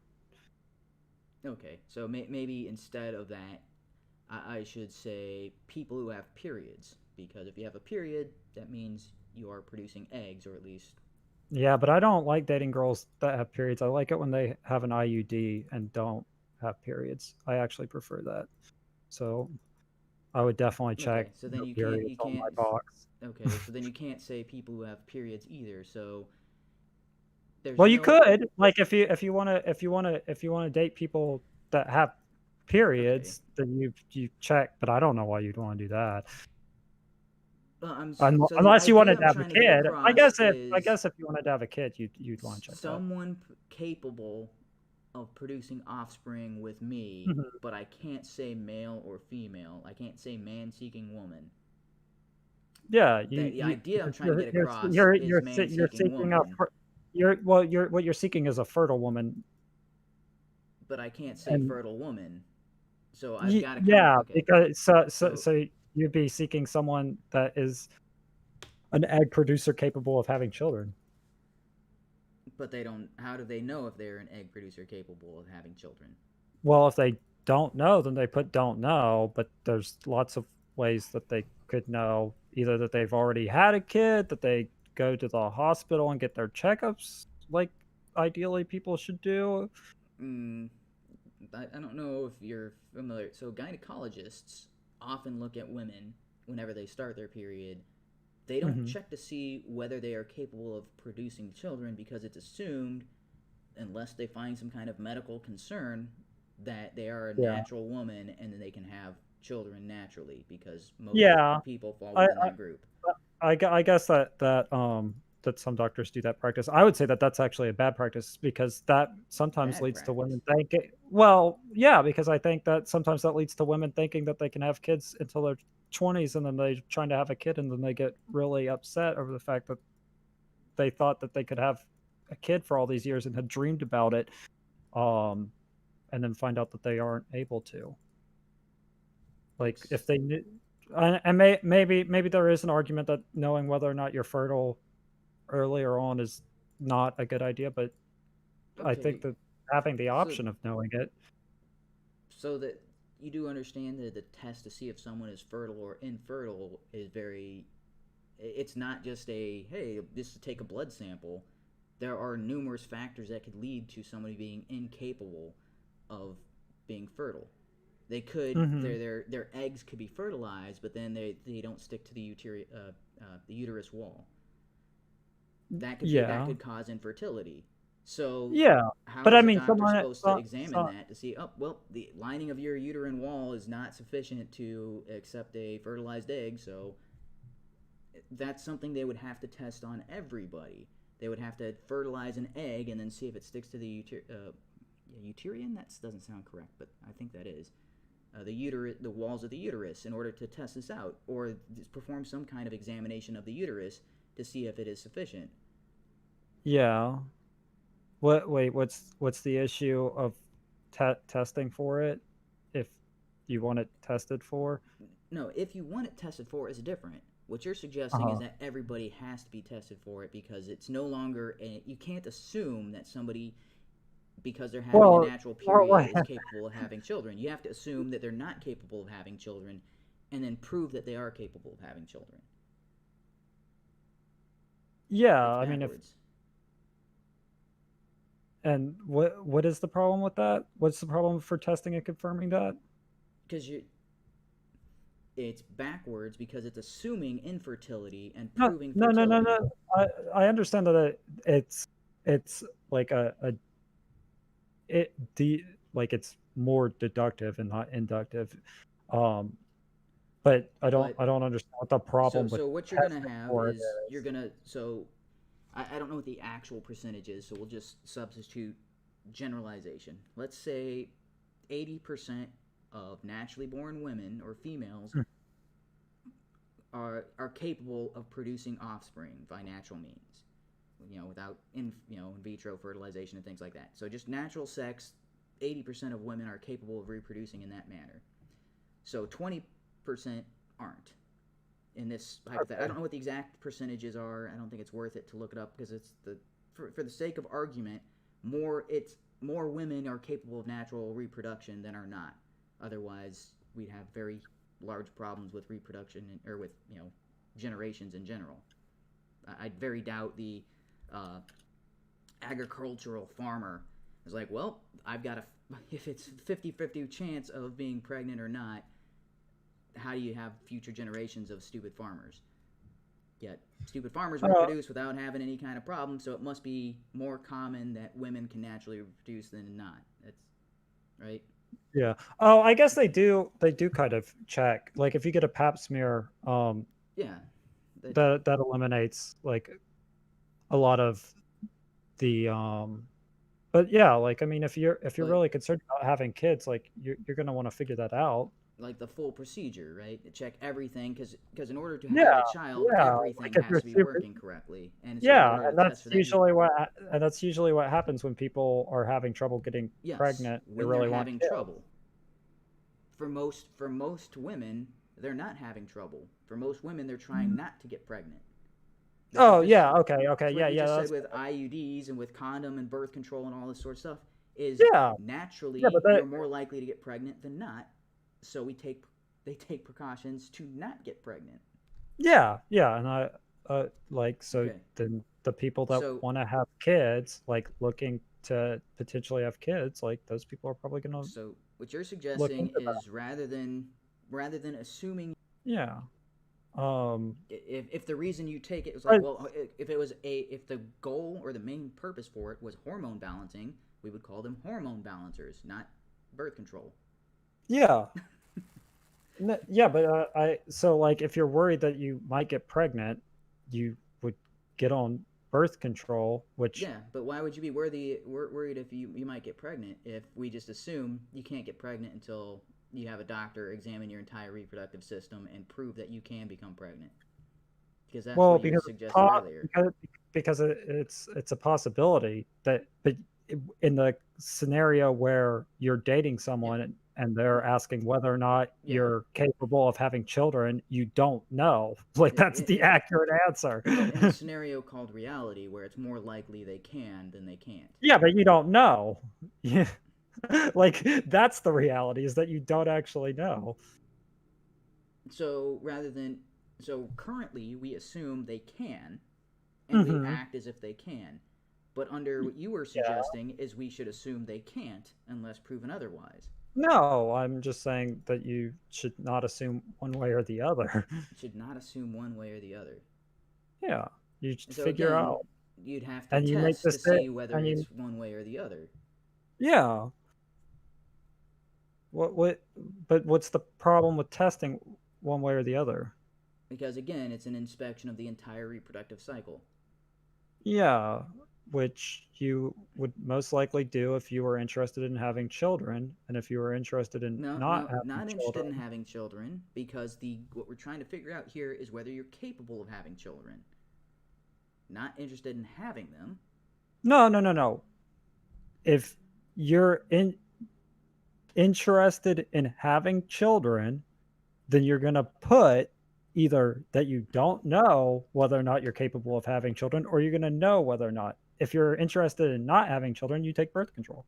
Yeah, much easier than just asking men or women. That's are you man Well, or are you well, woman? Because well, that's a like I useful said, generalization, but well, like since I we're getting said, rid of useful generalizations, like I said, the easiness isn't interesting to me, and the ease of it is in part what makes it stereotypical and creates biases no, because but so I don't have a problem with you're biases. I have a problem with prejudice. I don't have a problem oh, with well, I bias. guess it also lends to prejudices. I mean, sometimes women are just breeders, you know. Well, you can't say that because there's no such thing as women. Sometimes people Well, of an yeah, undetermined currently, of a people with a categorization that we can't clearly define yeah, are breeders. yeah, I would really like it when I could specifically point out breeders, like people that are really interested in breeding. Well, the problem That is would you be have ideal. breeders with penises and breeders with vaginas. and Yeah, you both of can't. them. Both of them make And me. No, I'm which kidding. currently we just say men and women, but under Well, yeah, but now we know people that are specifically interested in having kids, and those kid having people, they like to have kids. yeah, which is the majority of the population of the planet Earth. Is that true still now with the falling birth rates? We are so the planet Earth used to be under a billion. We are now over 7.5 billion. Hmm. Um, But I mean, like currently, does the vast majority of people have an interest in having kids? in the I'm actually United States, we're I'm just having declining birth rates, but that's not and in true in Japan, Africa. That's not true in India. That's not true in China. y- yeah. I mean, Is China? Well, China didn't they legal make like a legal mandate to yeah, the one child policy and moderate all of theirs? that, but Yeah, yeah. So that would definitely be a factor in that scenario. Africa's in yeah, parts like that un. reduces the breeding, but there's still over a billion people in India and China that are Yeah, but actively breeding. uh, yeah. I would agree with that. And once again, like I was just asking really for clarification because That I'm not sure necessarily at which way that leans, whether or not there's like a falling interest or no, there's overall it's like remained about the same because like I don't know if the rising birth rates given those populations account for the falling birth rates in other well, industrialized countries. Like even in more the what I was U.S. getting there is a declining birth rate amongst whites and Asians, but the reproduction rate amongst blacks and Hispanics is higher. Yeah, but there's more whites, Yeah. and that's what I'm saying is I don't know whether or not like the scale and like capita rates, like whether or not that overwhelmingly averages out to Well, the like a U.S. higher is birth rate. still seeing an increase in birth rates. We are not at a plateau. Japan is Or seeing declining birth rates, as in they're hmm, not there's not enough new births to replace the existing population. In the U.S., our population is still growing, even if we closed off all borders, didn't allow any legal or illegal immigration, the hmm. United States population would still continue to grow at our current rate because of birth rates. Right now, the birth rate is Oh, okay. surpassing the requirement to replenish the For replacement, right? yeah. Okay, yeah. So yeah, I was like, thank you because I didn't actually know. No, I was more meaning it for like clarification purposes for my own All right. knowledge. So we've been talking for about an hour, and we haven't gotten Yeah. much further beyond the male to female. And I would like to. Okay. Yeah. Oh wow, we've been talking for like an hour and a half. So I would like to get into the everybody is a new gender. Okay. And because that's a statement I made in the email Uh is when huh. I'm describing myself as far as, I mean, I for certain conversations I will say cis hetero male because that was kind of the argument, but I think it's more effective to identify as omnisexual, omnigendered, and omniracial. And again, it's kind of tongue in cheek, but the point being Yeah. made is that somebody's identifying as a racial group or a gender group or a sexual orientation in order to set themselves apart from everybody else. They're looking for the advantages or the privileges when they identify in a certain way. Yeah. And that's something we kind of hinted at is like they want to be seen as an individual, but they are in a group or a society that says, okay, you are a woman, you should behave a certain way. You are homosexual, you should behave a certain way. You are gay, Hmm. you're supposed to behave as you're black, you're supposed, you know, if you don't vote Yeah. Biden, you're not black.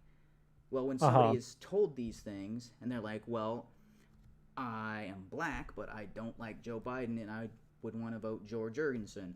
So I can't be black. I must be some other kind of racial makeup. Maybe make up some kind of maybe I'm Rachel Dolezal and I'm yeah, or Well. sorry race is probably not a good indicator because there's not really any good examples and the idea of racial fluidity is not really caught on with the exception of professors and universities apparently that Yeah. identify as black and then come out later admitting, oh, by the way, I've been saying I was black for years and I'm not really. Or Elizabeth Warren, I've been saying I was Native American for years and turns out less than 1/1024th. So Mhm. yeah, so we'll put race aside for a second and just focus on gender and sexual orientation. Well, I mean, and like, I mean, that goes back to what I saying. I think that these classifications are something we should move away from in general. And I would even So say that for race. okay, Like, so all right, man, that's get get rid of race as in you're not white, you're not black, you're not Asian, you're not Indian. Or I guess yeah. Indians is that technically a race? Well, I see, don't think that's that's technically a part of race. the issue That's right more there. that's an ethnicity, right? And even within Indian population, there's an ethnicity there that's not. There's multi.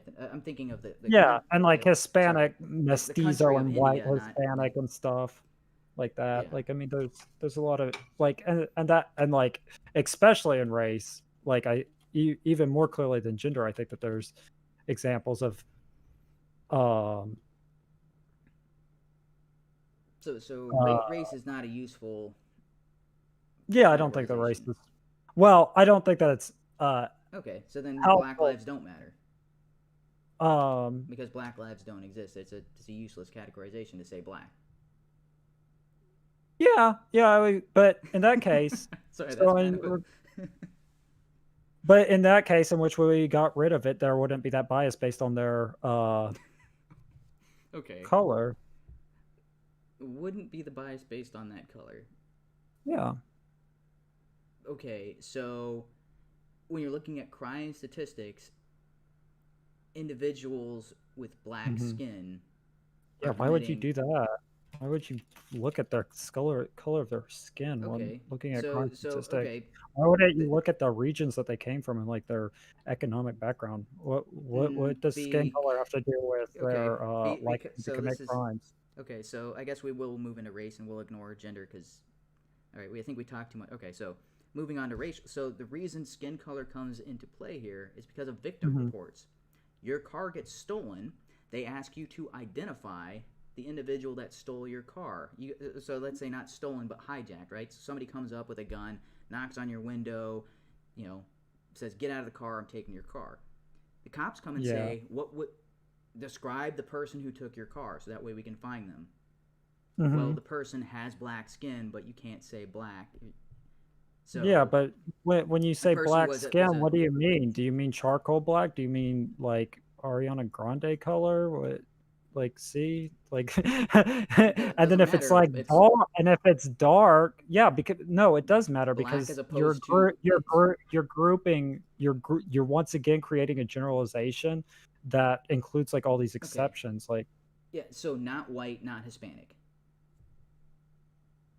Yeah. So Well, I don't know because what you wouldn't even say not like you'd say they had light skin tone. They had much darker than me. They had like midnight black skin tone. Like, but black right now includes people of a wide variety of skin tones and can also be like incorrectly reported in like a victim report because like okay, there's dark skinned white people, there's dark skinned Hispanics. It could be dark out. Like that does happen. okay, Um but the idea is they're saying it's this type of person, so you should be looking for a Yeah, suspect that I know. That's matches this description. yeah, so you give them the best description that you can of it, but like, Okay, and so not white, not Asian, not Hispanic, not Native American, not Indian. yeah, Some in the current framework, but that still can be, like I said, that you could be wrong, well, like, even with the victim report. especially in regards to like Indian and Hispanic, like those people can be misidentified by the victim reports. So the victim report says a light skinned black man, but that's N- inaccurate. They It, should just say someone who is dark but kind of in between midnight and noon. it could be tan, it could be brown skin tone, it could be any of those things. Like, Okay, well, B- so for the sake of Because argument, because what I like when you say black, that could mean so many more things. Why wouldn't you be more specific? Because they're more likely to find the correct perpetrator if you're specific. yes. Which is what I'm saying. It's like black isn't really that specific in this Okay, so it's scenario. not Like if people specific say enough. So black, you're yeah, like, okay, I didn't get a good look at them, but I could tell you they he was were darker than dark, me, yeah, or darker than yeah. you, and you are an albino person. Or you could say Now, if I you could said say like, darker, if I say darker than me, that means yeah, almost that means well, then you 90%. really, yeah, then you Yeah. Well, the really other then you don't care about him being caught if you can't think of the word brown or any other thing. And if you mean black, you better mean actual black because all right. Well, currently on our victim reports, Mhm. the victim says if they can identify the perpetrator, will mark black or Latino Yeah. or white, whatever, depending on the suspect's description. Mhm. They will also mark whether it was a man or a woman if they could identify that, because that helps Yeah. police narrow down.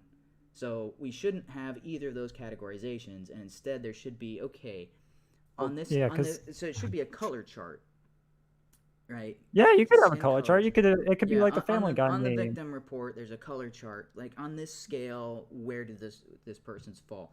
Yeah. And well, we can't say. If you had to guess, would you guess this person has a penis, or would you guess this person had a vagina? Well, why is that part important? You Well, just need to because you, describe their yeah, physical characteristics. And if you didn't know their physical characteristics, then you probably just guess because you didn't actually get that good of a look at them, yeah. So under today's system, you would which just is say what happens man, right but now. under Yes, your but system you're where also guessing. You're we've also gotten rid guessing of there. man and we've gotten rid of race. So you're describing an individual with very dark skin Mhm, who would generally be called a black man, but instead you have to mark, okay, this degree of skin color. mhm. So Okay, we're already closer to finding the exact perpetrator and not okay, having to we've just narrowed all those and other skin tones out. yeah, and then so you Yep. can't say man, so you have to say So in this yeah, situation, we're assuming that you didn't really get that great of a look at them, and they just had masculine features. yeah, but you can't Um, say masculine features because that doesn't mean anything. well, you could say that they were strong built, that they had large hands, any of those things. They had facial hair. Okay. Aren't these more specific? Because if you have a man, if you just line up all black men, you have well the black men that had facial hair and the ones that didn't have facial hair, and then you got to Yeah, narrow them all again, down more with the line. specific, but you give them with the victim reports as they are right now. You give them as much description as you can. Yeah, Yeah.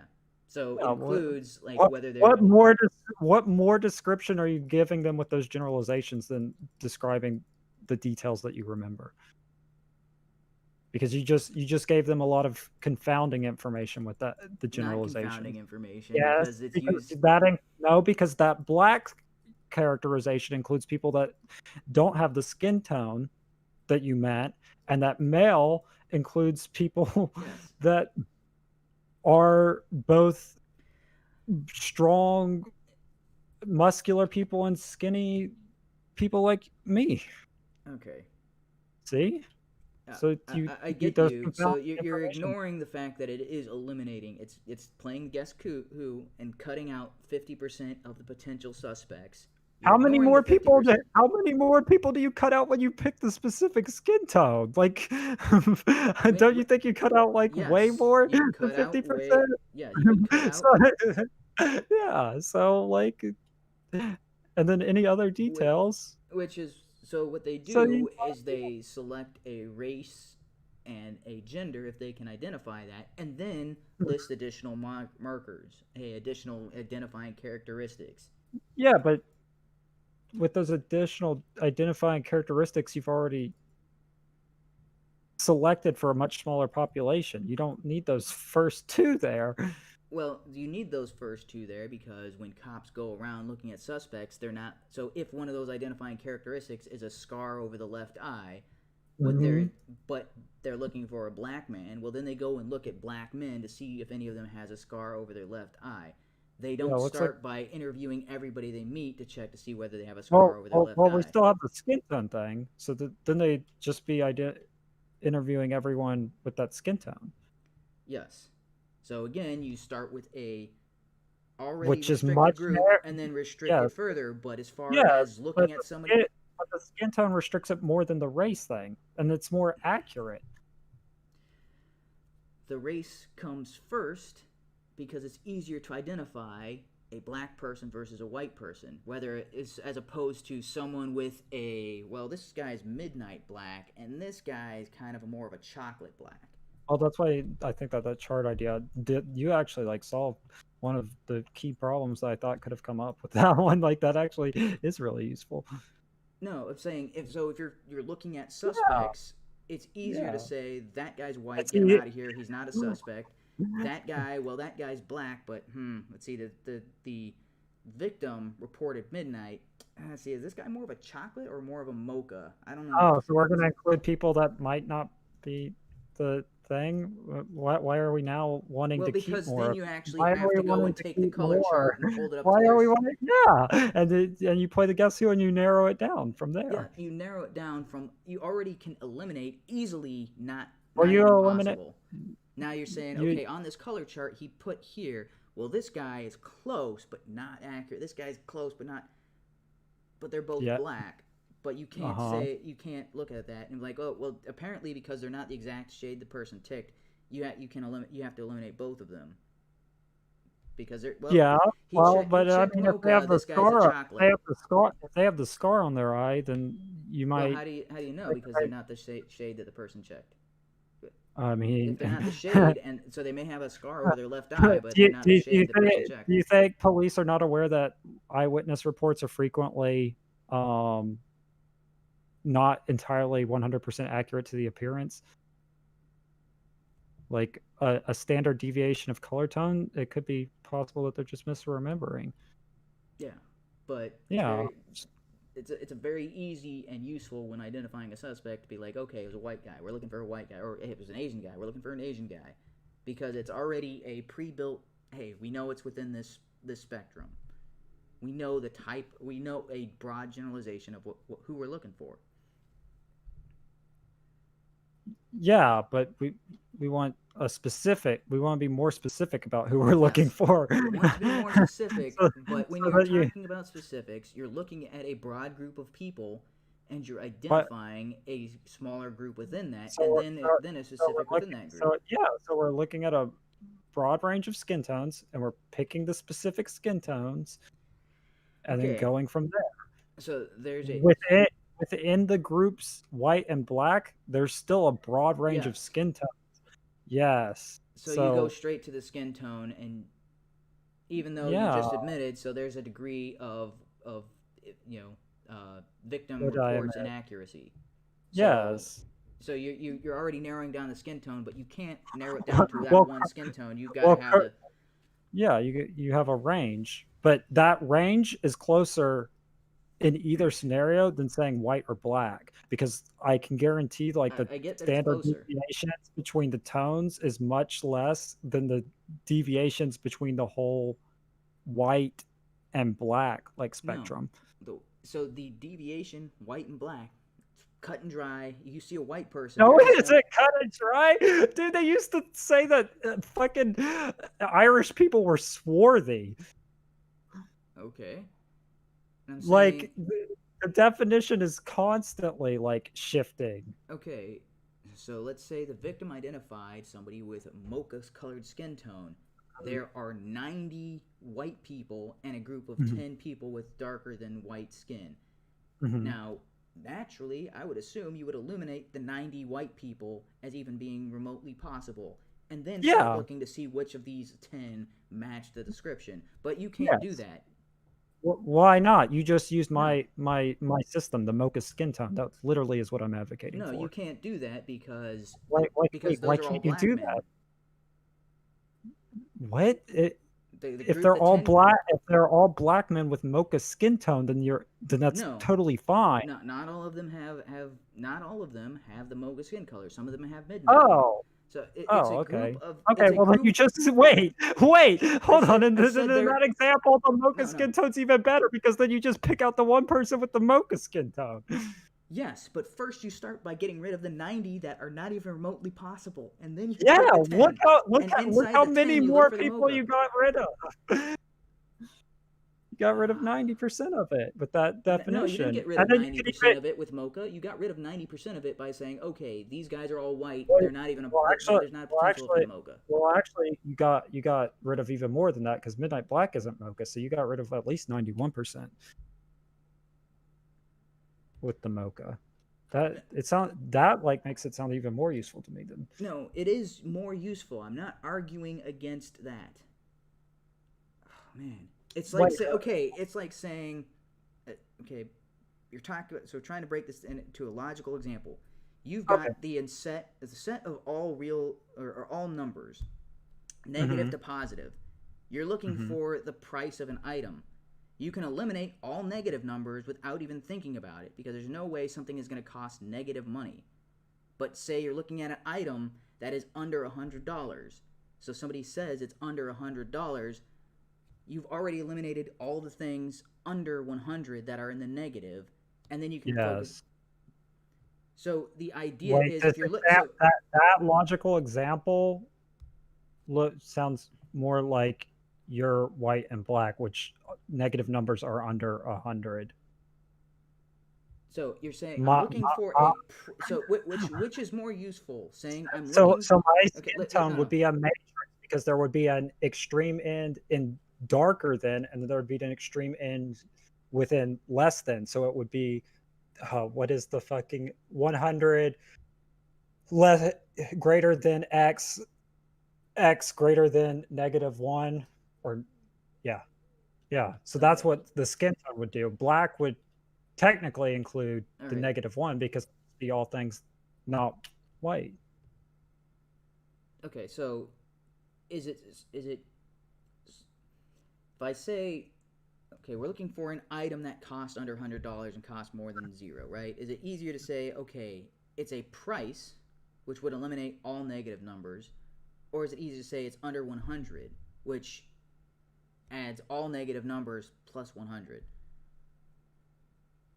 Which one is Wait, more wait. useful in this? If I say it's under $100 or under Okay, 100, is okay. that more useful than saying it's a price? Uh, no, but it's a price is more akin to the skin tone example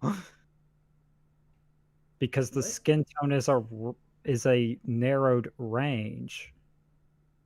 Well, actually, I would say No. So no. I saying would it say as a those are price. equal. I'd say those are equally useful because you could go No, they're not infinitely. equally useful mathematically. No, wait, yeah, because the price could be infinitely high. If you just say So price, it could no. theoretically go So indefinitely. Yeah. under $100 is Okay. infinite negative No, numbers wait, plus 100. but under $100 Infinite negative numbers plus 100. all the way up to 100. Yes. Saying it's a saying it is a price Do, means do that you it would eliminate understand all that? negative numbers and then you only have all positive numbers. So from Which 0 is an to infinity. which is an infinite number, So like it's plus infinity 100. plus No, no. 100 versus infinity. Infin- and infinity plus 100 is no different than infinity. Infinity contains the full range of numbers. Like this I understand what you're trying to get at, but so in my example, saying the skin tone is like saying it's a price and it's under $100. Yes, it's a price and under $100 narrows it, so now it's between two numbers. Yes. So that that's the utility of just pointing out the skin tone Ugh. instead of saying the race because the race is like saying Yes. either it's a price or it's under So in 100. order to Yeah. get there, you have to have a bottom end and a top end. And what I'm saying is, if you've Yeah. already identified a skin tone as being on the black spectrum as opposed to the white spectrum, you've already drawn that dividing line as far as the bottom. Because you're Well, excluding yeah. anybody who is white. You're excluding all albinos. You're excluding all anybody with a white skin tone, and you're narrowing it down. And then you're putting a cap on the other end. as far as like, okay, if this person is midnight black, then he's not in this group, but there is a range. You put the two ends on there already.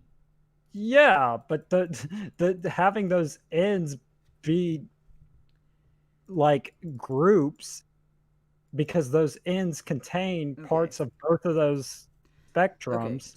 So instead of breaking down crime statistic based on racial categorization, we should break down crime statistics by, okay, this many crimes are Well, committed by people with midnight skin black. These people commit percentage of crimes are committed by people with mocha's color. This percentage of crime are committed by yeah, people but with chocolate. This I don't know why the skin, like, that's not telling us anything useful in either of those situations, really, because the issues that like those that cause crimes to occur in certain areas involves like like we can see economic factors, we can see the geographic okay. region that they're in. All of those things are like Yes, education again, level. All more of these are more accurate. useful to, yeah. Currently, FBI statistics are broken down by racial demographics, and we can see racial Yes. demographics. So this percentage Yeah. of African American, this percentage of blacks commit this amount of crime.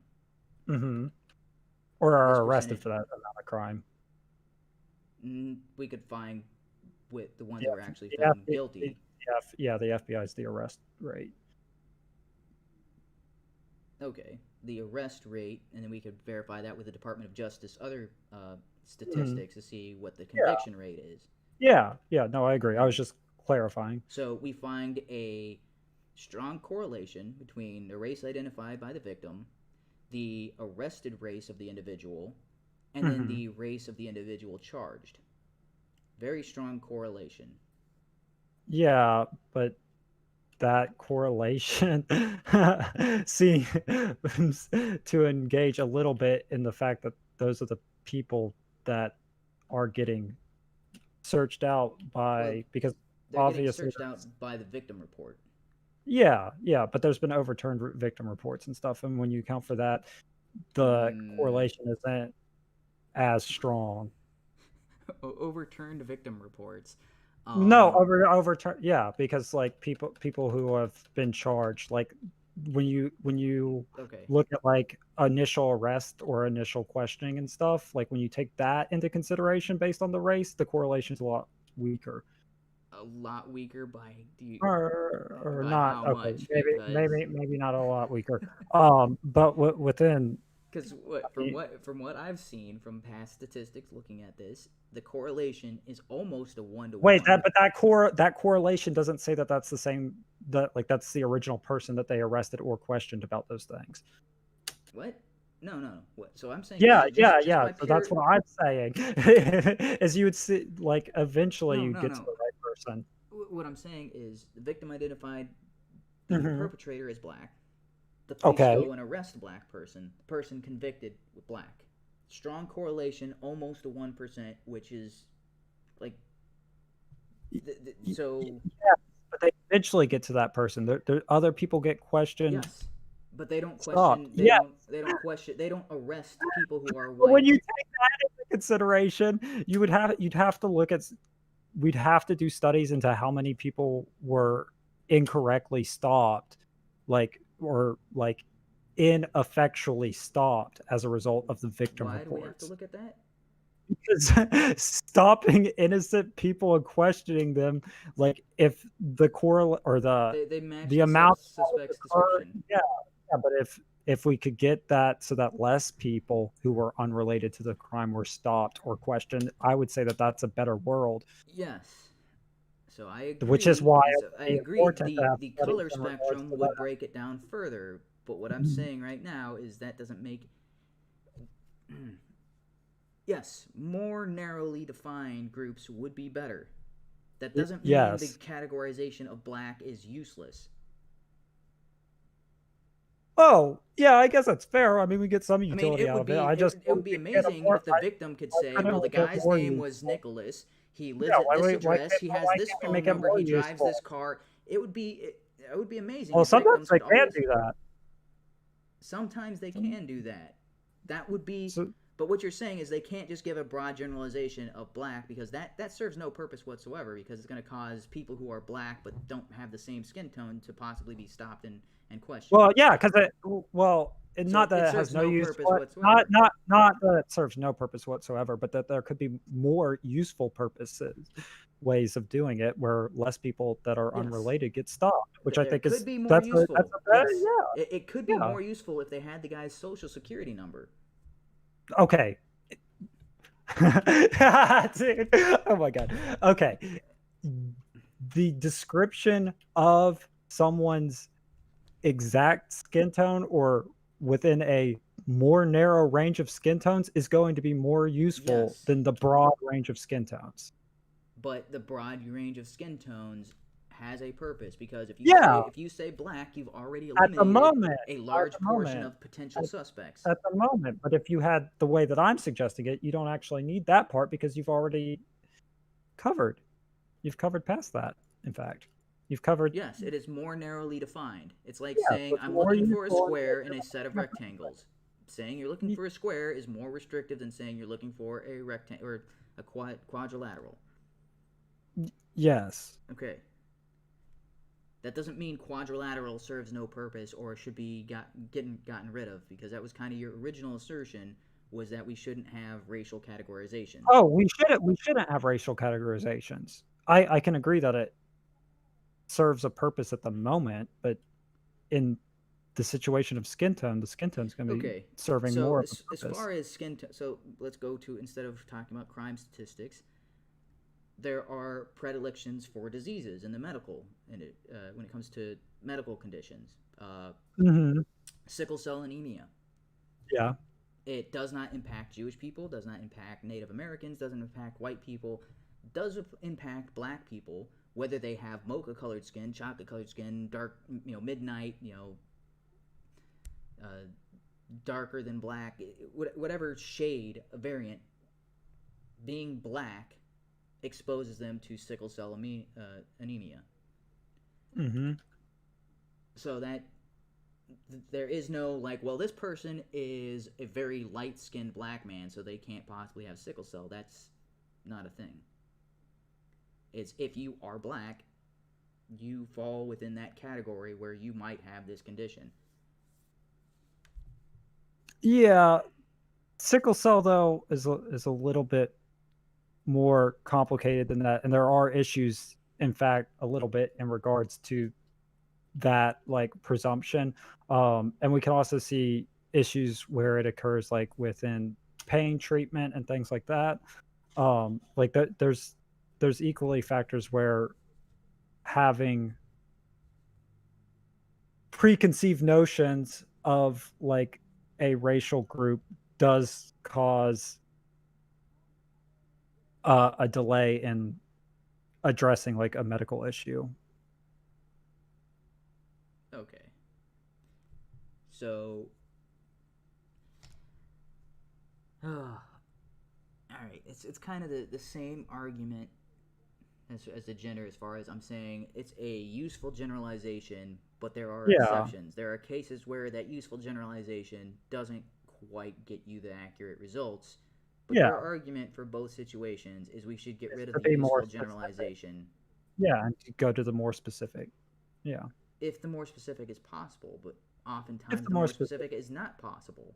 That's why we use generalizations. Wait, in what situation is the more specific not possible? Okay, when it What? comes to identifying somebody who is a candidate for sickle cell, it's not. I just mentioned you can't say You somebody can with a. test whether or not there's sickle cell. Huh? Yeah, based on their You can symptoms. narrow If it it's down. You can if narrow it it's down to black skin color as somebody who may or may not have it. yeah, but Somebody who even is then, you would black. still use the symptoms, and you sort of Okay, can. so those symptoms, I'm not sure exactly what the symptoms are, but I'm assuming they would be very similar to other anemic conditions. And so somebody Mhm. who's white and has anemic conditions, they Yeah, can like rule iron out anemia. sickle cell because they're white. But if we get rid of the categorization of white and black, they Well, can't rule out sickle cell. sometimes anemic people who, are exposed to malaria, there is trends in No, no. regards to that. Sickle cell helps avoid malaria. Yeah, but it occurs as a result of a like genetic selection based on people surviving in areas with malaria. Yeah, But like and so then they survive to pass on successfully. yeah, and it's not white people or Jewish people or Asian people or That Native Americans. It's exclusively black. I mean, sort of.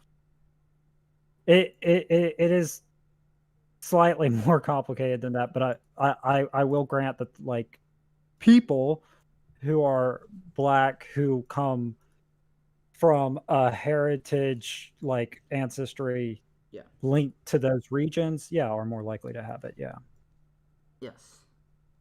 Oh man. but So mixed so people could have it. yes, because they have black ancestry.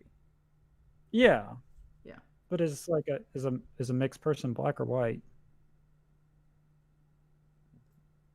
I mean, they are mixed.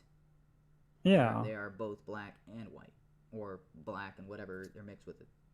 Do the crime statistics have mixed on there? No, I think when it comes to that, they put black and white on the racial description for the individual.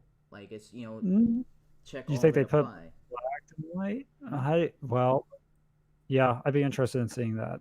Well, I usually want to look into when that. yeah when somebody identifies their own race, it's the check all that apply.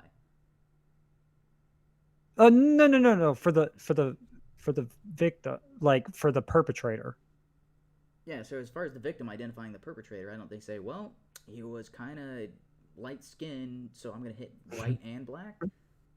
Usually, if they're like, okay, he wasn't white, he wasn't Asian, he wasn't Latino, I'm gonna mark black. And it may turn out the individual was mixed race, but how are they? How is the victim supposed to identify a light skinned black man versus a black man who is mixed, and that's why his skin is lighter? Well, that's why I think that they should do it on the skin tone. I think that would be helpful. Again, it's narrowing it down. It doesn't mean that saying black is not useful. Well, I Because, don't think that's completely unuseful. I just think that there is potential harm in that people who are unrelated get stopped, and I don't want people that are unrelated getting like I would like to limit the amount of people unrelated that get stopped. yeah, and I'm sure the cops Yeah, would as well, because yeah. that's a So that's waste of why I their think time. that's very useful. But it doesn't mean that you get rid of the categorization of race. That's less useful. Um, maybe. I I mean, mean, having a more restrictive within. we'd have to see how the relationship between like black and white interacts once that was a factor, because the way in which we've perceived race has changed over time based on like demographics that we were exposed to and things of that nature. Like it's possible that that alone uh,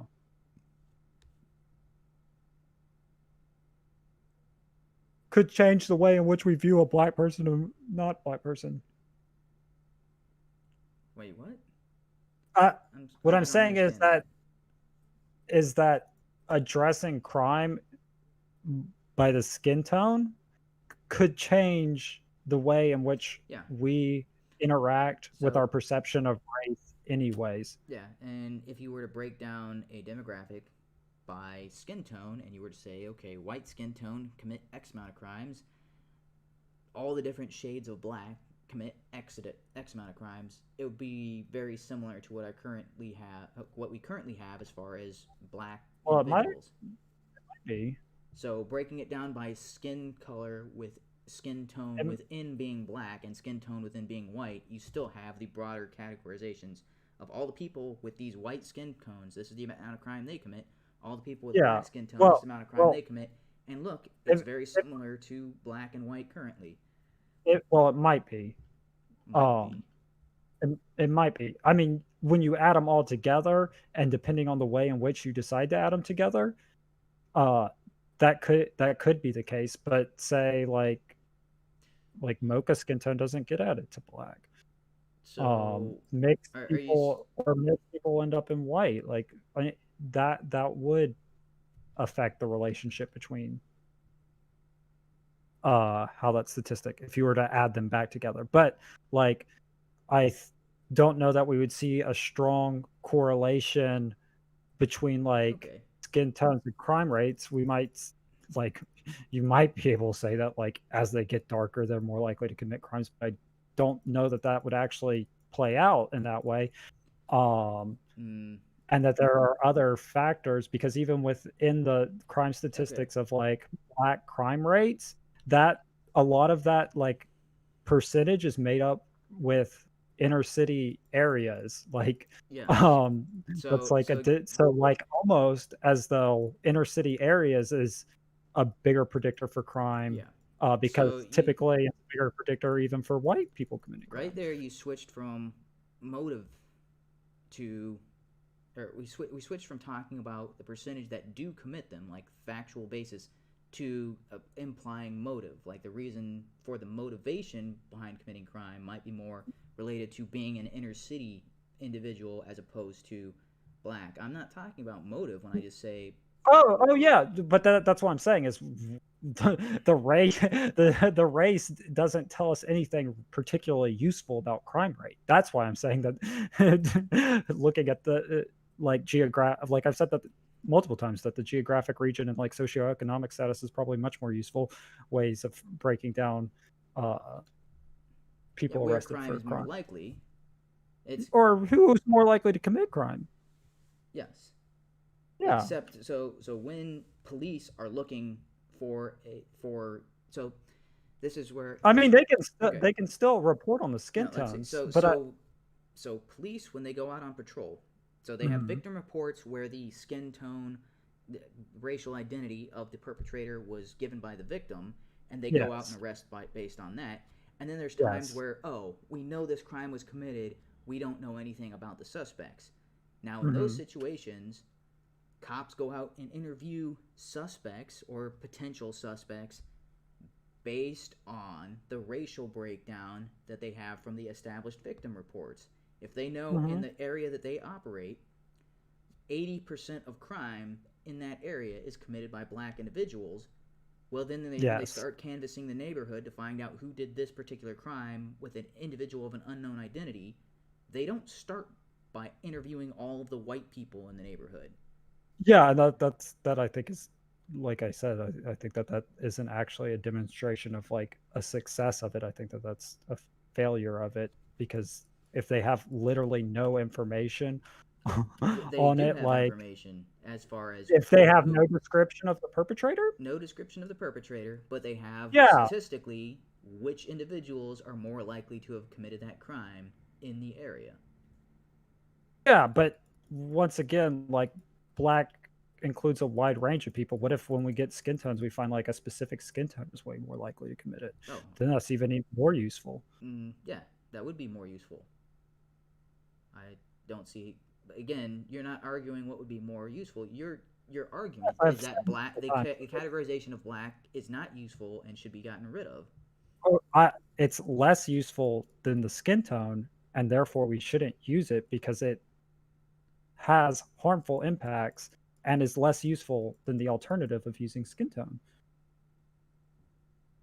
and other predictors of crime, such as neighborhood Okay, that they yeah. come So from and so stuff when like cops that. are Yeah. interviewing suspects, they don't ask people how much is in your bank account. No, they start Yeah, off but by they asking sometimes go to the poorer part of town and look around there. yes, and then they start So with so and if so they know wait. that that particular community has a higher percentage of black criminals, they start with the black criminals because Wait. that's more likely the pool of suspects where they're likely to find the person who Yeah, perpetrated the and crime.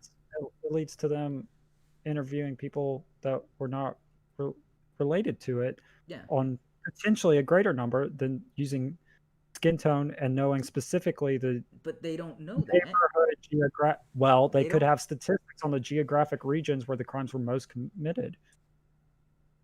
But they already have that because they're operating in the neighborhood and they're using they're using the racial demographics Yeah. within that So geographic in area. this situation where the perpetrator ends up being a white person and they've been interviewing black people, how useful was all those interviews of black people? It's it's statistics.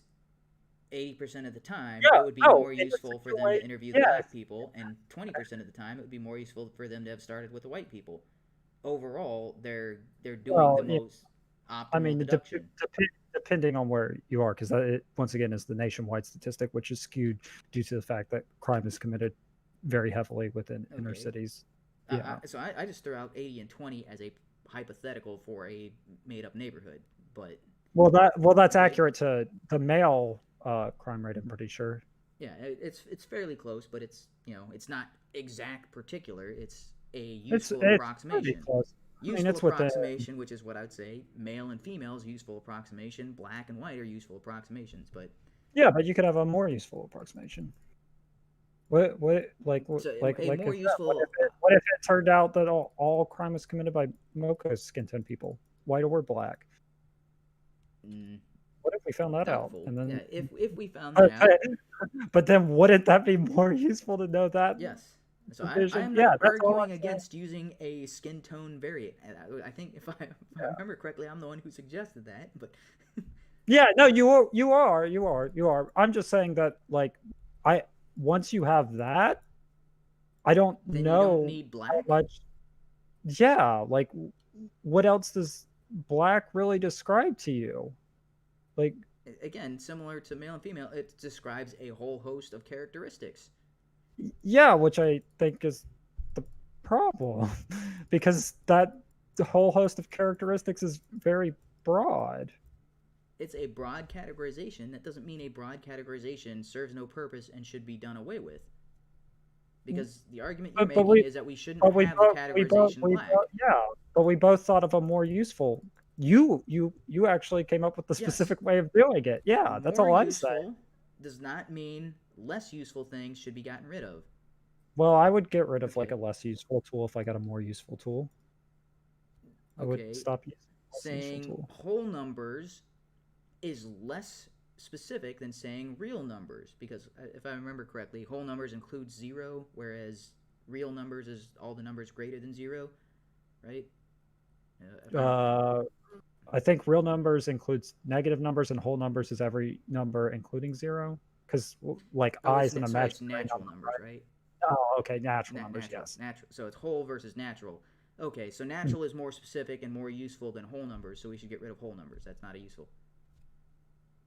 Um, That's well, essentially the argument you're making, or in the case of real well, versus hold on. natural, natural Because is all the.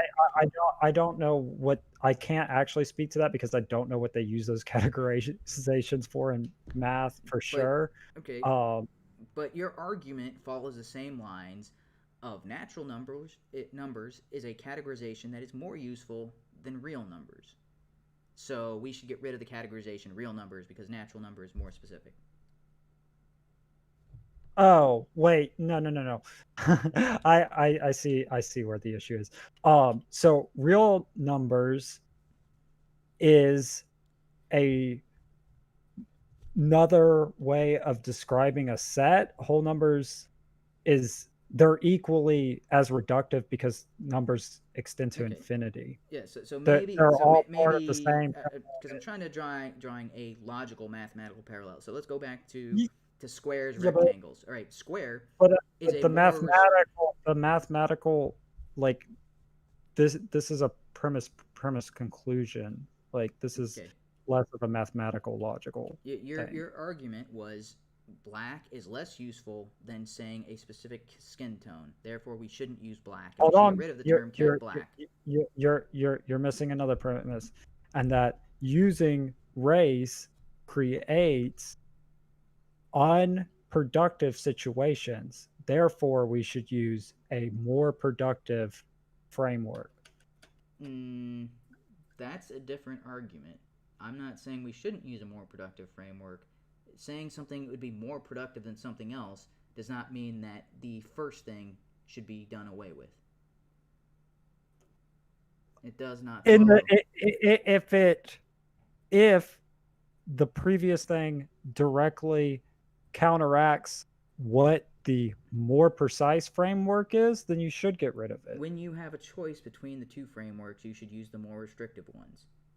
Yes. But your category, your argument is that we should get rid of the less restrictive one altogether. So you don't have a choice. Yeah. You either have the more restrictive one, or if you don't have that available, you have to use a broader generalization besides this subset.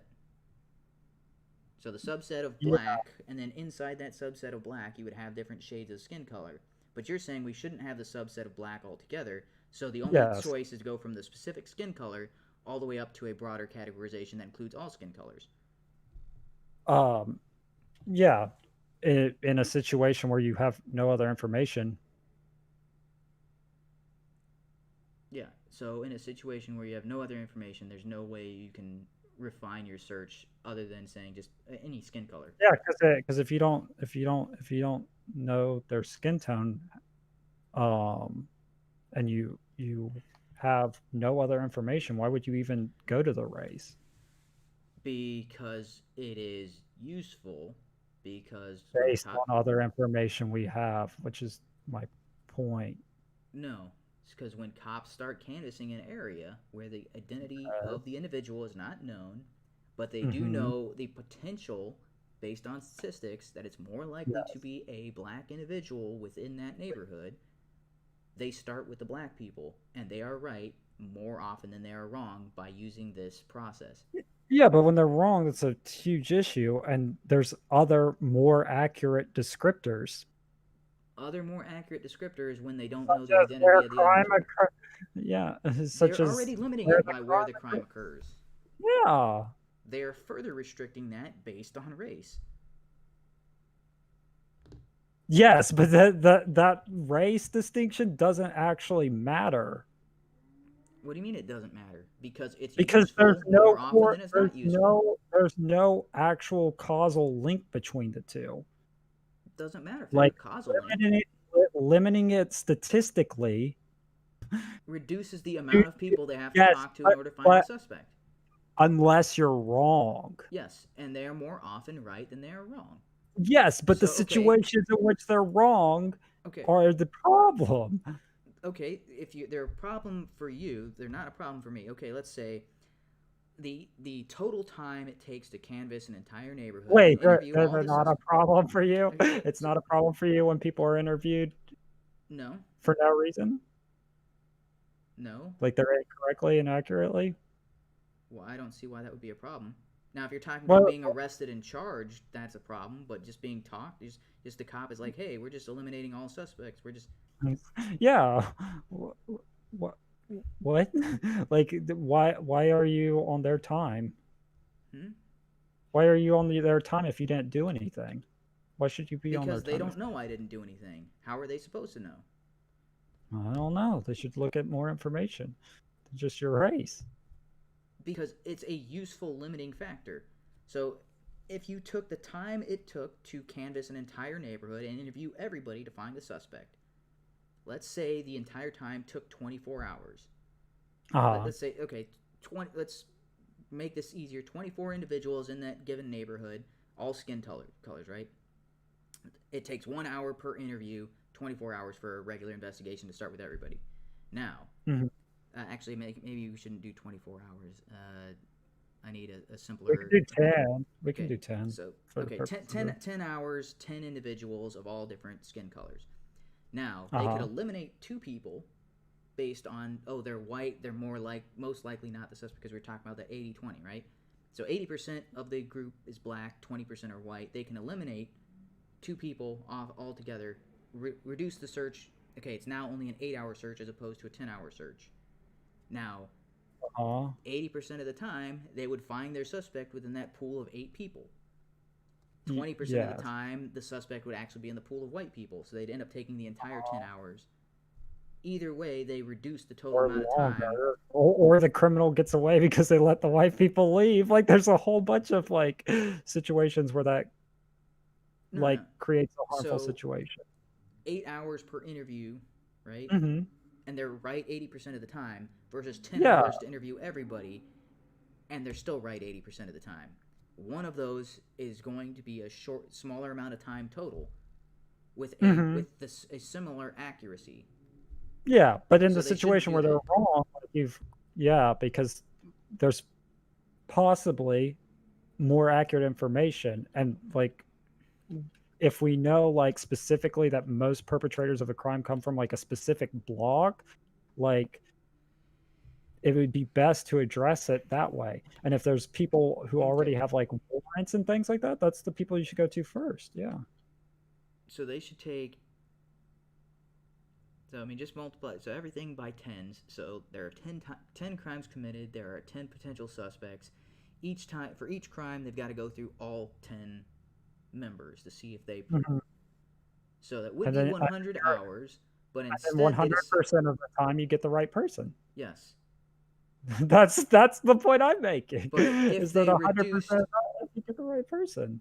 they would still get 100% of the time get the right person if they No, started with. they won't. That's exactly how people get away with crime sometimes, is that they don't get questioned. Like that like specific like having negated a suspect for like a reason is frequently a way in which people are able to Okay, commit more crime within that time period or not. within a hypothetical where no one can escape during this time. Well, yeah, in that Okay, case, so say they sure, have the but entire that completely ignores like no. the downsides. If no one can escape, yeah, Okay, then of well, course, okay. So we're because if talking you're about wrong, then you a just commit hypothetical where no one can escape. yeah. Should the cops start with the black suspects when 80% of the crime in that is occurring within blacks, or should they start, or should they just say no? We can't make any kind of generalization. We have to interview all Oh, 10 people all times. oh, well, so see, they can start with the black people, but then if they're wrong, they just end up interviewing the other people anyways. That's Um, how cops operate. That's because it's more likely that that will but generate the results they're looking for. I So understand that. then we extrapolate from there to like, okay, you can't keep everybody Yes. contained, so there's no guarantee that you will always get to all 10 suspects. Well, you should still start with the same basic premise of starting with the group that is most likely, based on statistics, to have committed the crime. And you're going to, some people are going to fall through the cracks in this system, but you are more likely to succeed than fail. Whereas if you always started with, hey, just the first person in the group, well, you're interviewing these two extra white guys, but statistically they are only 20% likely to have committed the crime. Yeah. You But are I think going to that have a much bigger failure rate of having the criminals escape. well, I think if you take all of them into questioning and question them in a timely manner, then Then it would no make one more sense to escapes start with the and you get 100%. No, yeah, I it would mean, you make more should sense to start with the take black all of them. If you have 10 suspects, you should question all 10 every suspects. You time. shouldn't. Yeah. Yeah. I would say that that's better results than the But 20% of the time where you're wrong. no. So if all the people are forced to stay there and you're just starting with black suspects and going until you find the actual suspect, Yeah. So maybe it they should makes have better funding for people it to makes so no that they can sense to question it always go timely. through all 10 all the time because you're more likely to find the actual perpetrator within this smaller group. I mean, you can start at either side of the thing. But yeah, No, if if you have 10 suspects, you should take all 10 suspects. no, we're not talking about taking all of them. We're talking about interviewing. So each interview takes Yeah, now. This is a scenario we're just trying to work out which is more yeah. logical to do. There are 10 total suspects. 2 of them are white. 8 of them are black. Just for simplicity's sake. Uh, So I'm saying it would make logical sense to start with the black suspects and work down until you find the perpetrator. If you do that every time, you're going to save more man hours than if you always interviewed all 10 people. Or you would save more man hours than if you just randomly selected one of the 10. If you randomly selected one of the 10, you're going to eventually find the perpetrator within this group of 10, but you don't have any preference whether it's white or black. But you would more likely, based on statistics, if you start with the black suspects first, you're more likely to find the suspects in that pool of people. You're likely to get to the individual who committed the crime faster. Wait, would you mathematically actually be statistically more likely if you did it randomly? Or would that be statistically more likely than if you did it randomly? It would be more statistically likely because you've limited it to 8 each time. You've limited it from Well, 10, so you're going randomly within 8 versus randomly yeah, but within 10. you, And you you only have to extend it to 10 when wait, it's not in that 8. yeah, yeah, but you have to include those No. scenarios. Well, Okay. because Well, sometimes it is statistically, the 10, yeah, sometimes it is 20% the of 10. the time So, it's one of those two. Statistically, it breaks down if there are more cases where you are likely to find within that 8. 1 in 10 chance of finding them randomly. So it's Yeah, it's a 1 in 10 chance versus oh, a yeah, 1 in of it 8 being chance. of it being the first person. Yes, but it's still technically 1 in 10 chance. I I I But it would be I a want to 1 in. come back to this idea one day, Okay. because I do want to look at the math on this because I 80% of the time, you're going to find it within the 8. 20% of the time, you're going to find it within the 2. 80% of the time, it makes more no, sense 80, to limit it to a 1 in 8 chance. That's uh, I understand, but you didn't actually limit it because there's still the it. I get what you're okay. saying, and No. So if you're correct mathematically, then I agree with your concept on that mathematical basis. yeah. So if you just Um, talk about pure probability, yes, but I if you were to run a trial example of this and go 10 total times, 8 out of mhm, 10 you would find it within the first 8, and then the remaining 2 you would find it within the extra 2. So which means you go through 64 people for the 8 times 8, and then you would mhm, go through an extra 20, meaning you only went through a total at most of 84 people. Whereas if you couldn't limit it by that 8, and every time you had a 1 in 10 chance for all 10 interactions, you would mhm. have to go through the maximum you would have is 100. So the maximum people you would have to interview for the first example is 84. The maximum number of people you'd have to interview for the second example is 100. Statistic Statistically, it makes more sense to limit it Statistically, to it's where the more maximum likely is that you have to. 84. Statistically, it's more likely that you only have to do that, but you still potentially have to Yeah, interview all potentially, statistically, y it could be 84, but in real life, it may break down to that actually you had to interview all 100, all one, every time. yes. Um, Because it's like a I coin flip. It's more likely you're going to get an even split, but you could just get all heads every time. yeah, yeah. Okay, yeah. I I But see. in reality, it makes more sense to operate where you're going to limit it to a theoretical maximum of 84. Well, it's a theoretical maximum of 84 if you're right. And if Like you're it, wrong, you still have to interview you all know, 100. 100. Yeah, so you haven't actually like limited it, and then there's the No. potentiality So that just if you're right, it. you've limited it to 84. If you're wrong, you still have to interview all 100. As if you were the same, you would still have to interview all 100 if you operated with Oh, no. okay. Wait. The difference between just doing it randomly is 2.5% chance and the likelihood that you're correct. Sorry, what? Wait. Okay, so Huh. doing it randomly where there's 10 and you Like, can't limit it. like, like that you only end up having to interview 84 people. It's a 2.5% difference, like a margin of error. Of 2.5. Okay. Mhm. So Between doing it randomly, which is why I think that there should be more specific information, like because there definitely are more yes. specific ways that we can break down crime rates, and that I don't Oh, think that we're back to more specific does not mean less specific should be done away with. because this less specific one has no actual real bearing on the crime. Like it really doesn't. Like there's Mm, no causal link then there. then you wouldn't be able to find a correlation between crime No, statistics. no, that's not what that means. Yeah, you're saying there's no Because causal link. But there is a But correlation, that and the correlation correlation, has served a purpose. that correlation also, there's also other corollaries which more strongly correlate. Because when you eliminate inner cities, that distinct gap is not as severe.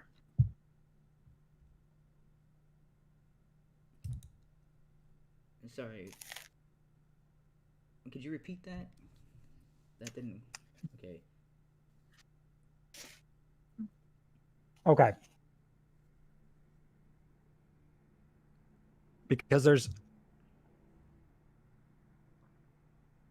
confounding factors that make the 1350 or 880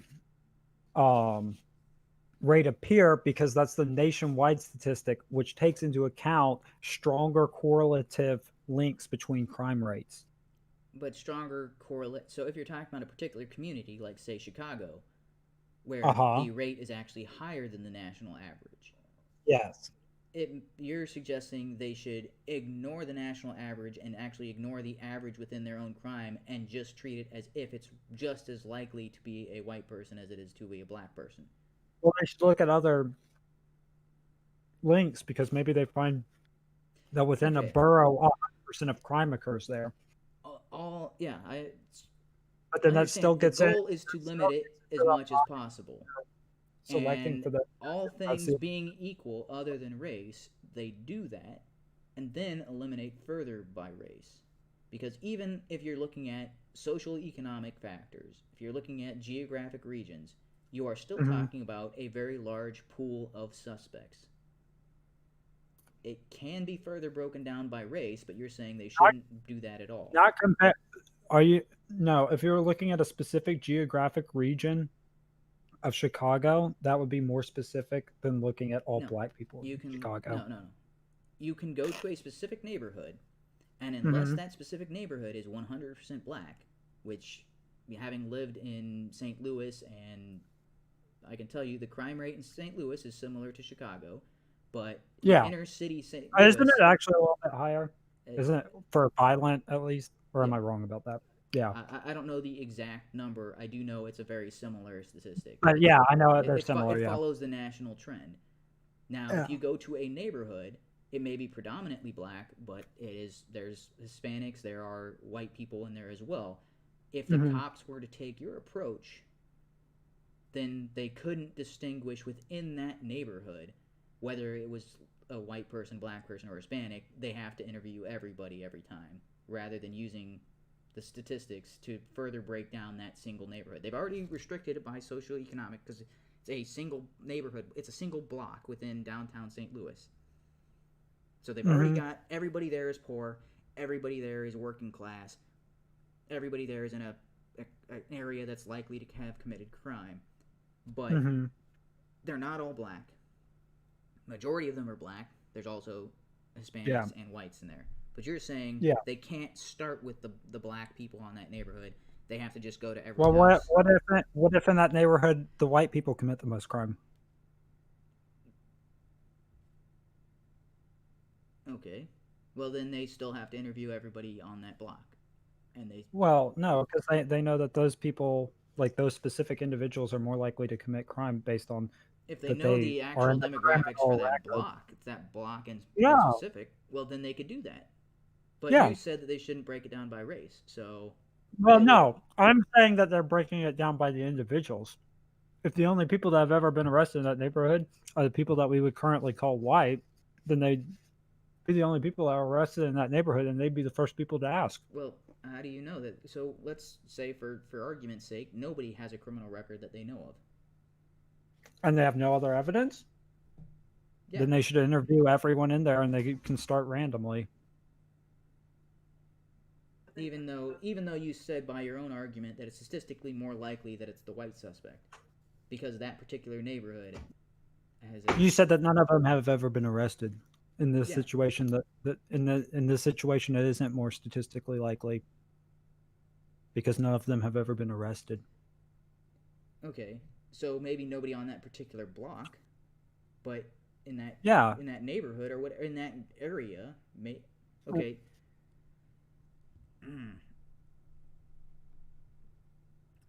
Okay, so let's assume for the national trend, it was the other Mhm. way around, where it was 80% more likely that a white suspect. Same Mhm. neighborhood, they couldn't apply that same demographic. They're like, oh, well, there's only one white guy on this block, and statistically, on a nationwide basis, it's more likely the white suspect. They couldn't start with him. They'd have to just go randomly. Yeah. I don't like the idea of that white person being singled Wait, you out. don't like the idea of it, but which is more rational? If they had no other information, It, so, uh, I guess that it's more rational, but from a pragmatic approach, like I would do it randomly. Like if they have no other reason to suspect it other than a correlation between skin color, that's like a really shaky link. Like you okay, may as well be choosing randomly at so that point. Like, may as well be really that doesn't if you say may as well be then you don't understand oh, statistics. oh, It's if it's more likely they find the white suspect by interviewing the white suspects first, they can save themselves a lot of man hours by just starting there. But if they have to have yeah, your but PC approach, that crime statistic just demonstrates who's been arrested. Like that doesn't actually. who's been arrested based on victim reports and also conviction rates, it's you can disagree with the arrest percentages, but the arrest percentages follows very closely with the arrest records and the charging by jury of their peers. So I Yeah, mean, why why why wouldn't those correlate if you were already selecting based on that? Like if you were already using the flawed basis on one part, what do you mean? don't you It's think not flawed basis if it's got a strong correlation. it has a strong correlation because you're selecting for that? I'm not sure what that means. It's got a strong correlation because you're selecting for that. So the victim says the person matching this description committed it. Okay, Yes, so if we were to break this down but but male and female, right? uh, More percentage of crime is committed by males in general than by females. So are you saying that that's only the case because victims report males committing more crime? well, that or I would honestly say that it could be that men are overcharged or women are generally treated with lighter sentences. Yeah. I wouldn't disagree with you on women getting lighter sentences, but we have a victim Wait. report, arrest, and then conviction rate. And all of them for males versus females follow a very Yeah, similar trend. but it could be any number of things. Like crimes include like loitering and stuff. Like Yeah, there's people that are more likely to because men appear dangerous, like report that a man's like yeah. walking around Okay. suspiciously, Well, which then will correlate because since they've been reported, they're more likely to be arrested. So that more correlation likely to be occurs. And arrested. then because they're more likely to be sentenced harsher, they're more likely to be convicted. Uh, Still don't see it. So you're saying, but the only reason for all of this is because people think men commit more crimes, therefore men commit more crimes. No, it could be because they think men are more dangerous. And typically Well, they that are, okay. dude. They think men are more dangerous, therefore men are convicted at a So higher they're rate. more So if they likely didn't, so they're more likely to report them when they're acting suspicious, which means that it's more likely for a cop to question them, which is means it's more likely for them to be arrested, which means it's more likely for them to okay. be convicted. So if it was the case where we got rid of this view that males are more dangerous, Mhm. then you would see a 50-50 split between arrests and convictions with females and males. Yeah, possibly, unless like males tend to be like poorer or females tend to be poorer or something like that. Like any of those could shift it as well.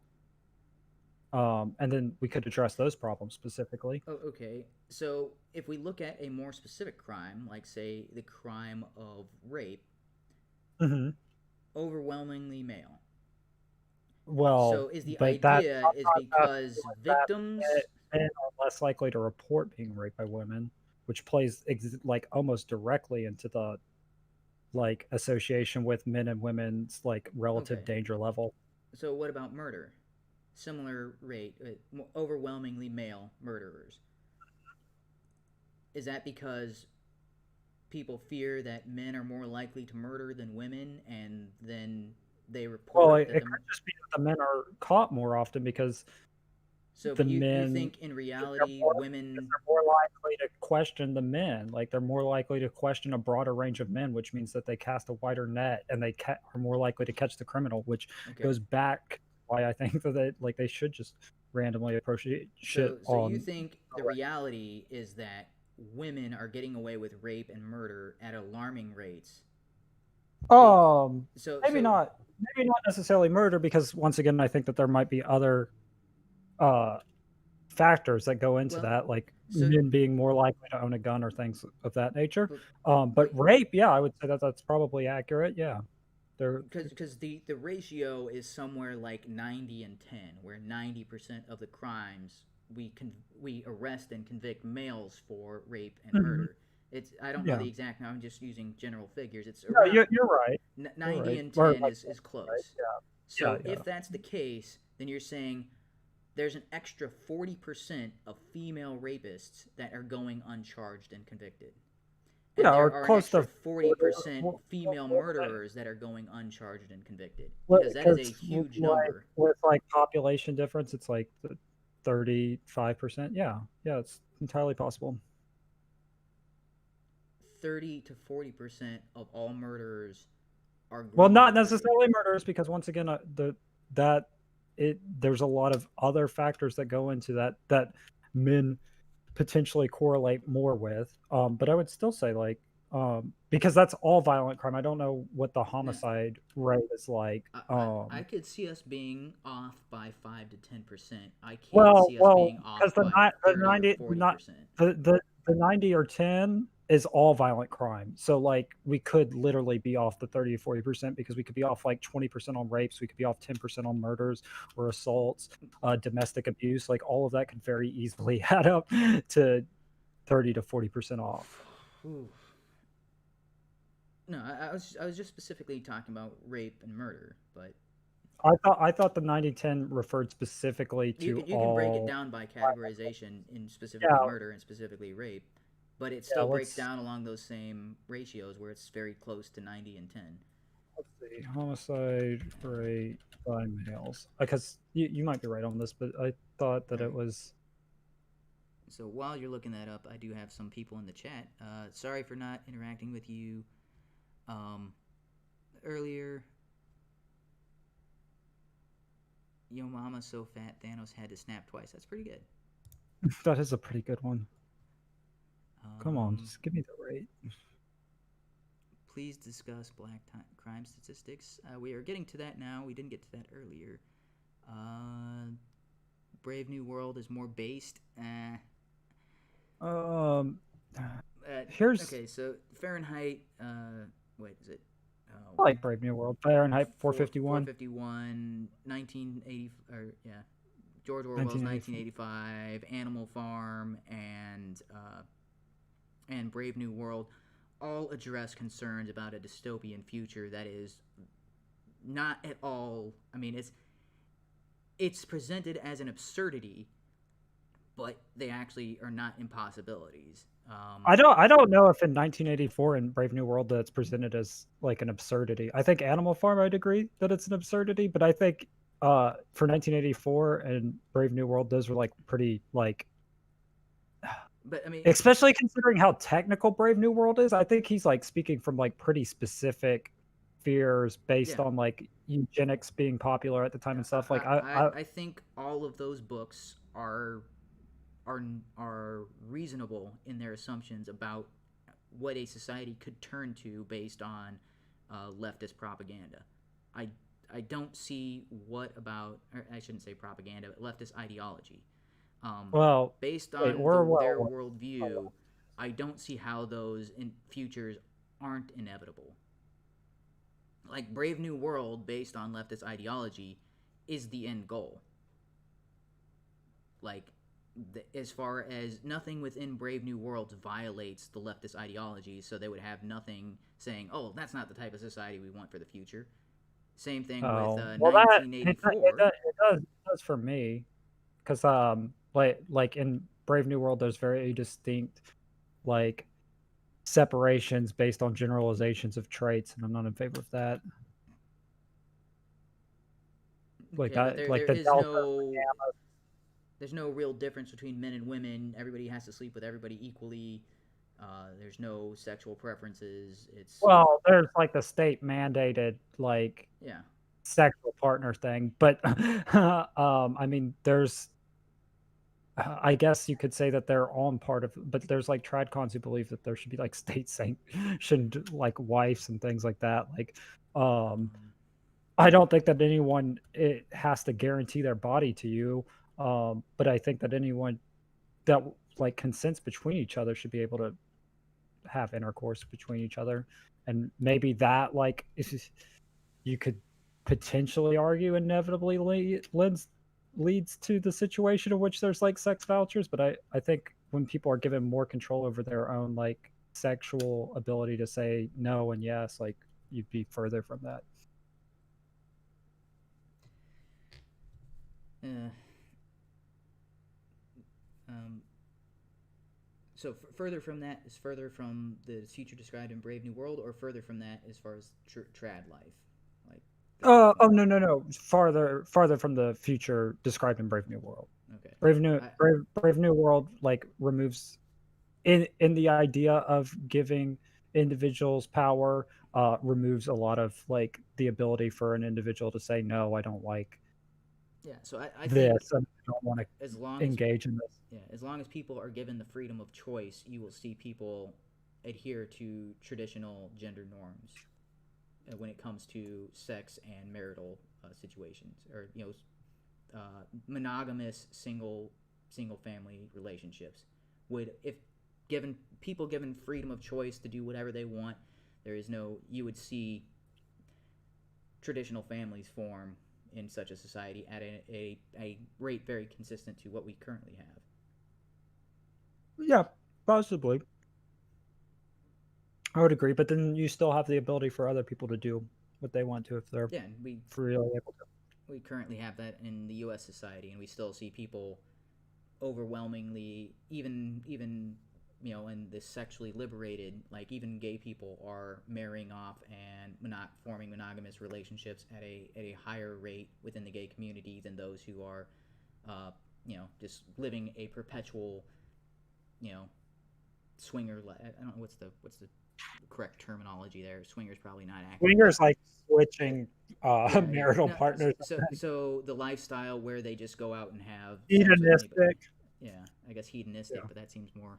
Yeah, so you see overwhelmingly homosexuals and lesbians sticking with one partner for a very long time, and seeking out marriage and seeking out and overwhelmingly, even with LGBT being somewhere around 3% of the population, that means 97% of the population who don't have a legislative mandate on who they have sex with and who they marry, overwhelmingly that remaining 97% seeks out monogamous relationships, getting married, having a single family, and there is no What? restriction on that says you have to do this. That's what people Wait, generally 90, choose for themselves. 97% of people get married? No. Within Oh, the okay. 97% who don't fall within the LGBT community, of that 90%, it's somewhere like 70 or 80% Oh, get okay. get married. Okay, I So was it's a clarifying it's a, because I was a like, wow, majority. marriage rates are way higher than I thought they Yeah, were. a majority of the people within that 97 seek out monogamous relationships and Yeah, traditional there's nothing families. wrong with that. Yeah, all right, because that's when Yeah, people have free choice. That's what they choose. yeah, yeah. Those people should be free to do that. Yeah. All right. So were you able to find those statistics on? I was only able to find this one thing in regards to European rates. I'm going to look Okay. at Uh, the Bureau of Justice real quick.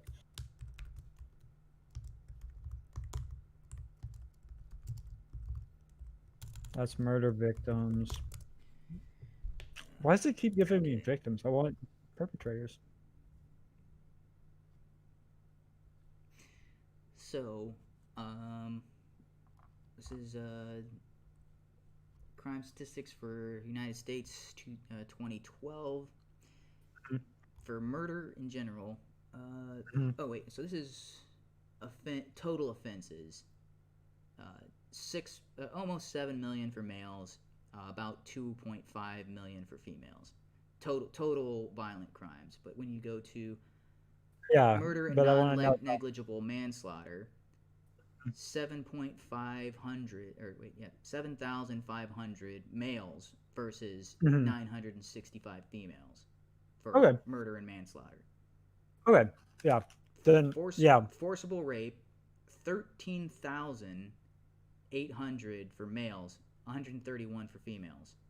So if your assumption is correct in that males are being unfairly discriminated against by for both of these crimes, there's somewhere around 6,000 female murderers that are going unconvicted, and somewhere around 13,500 or more female rapists that are going Um, unconvicted.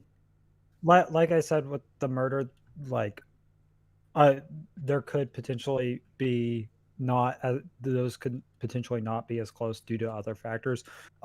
With rape, yeah, I'd say that's possible. So there are That that could be 20 close. 20,000 collective murderers and rapists that are female that are scot free without convictions, without being arrested.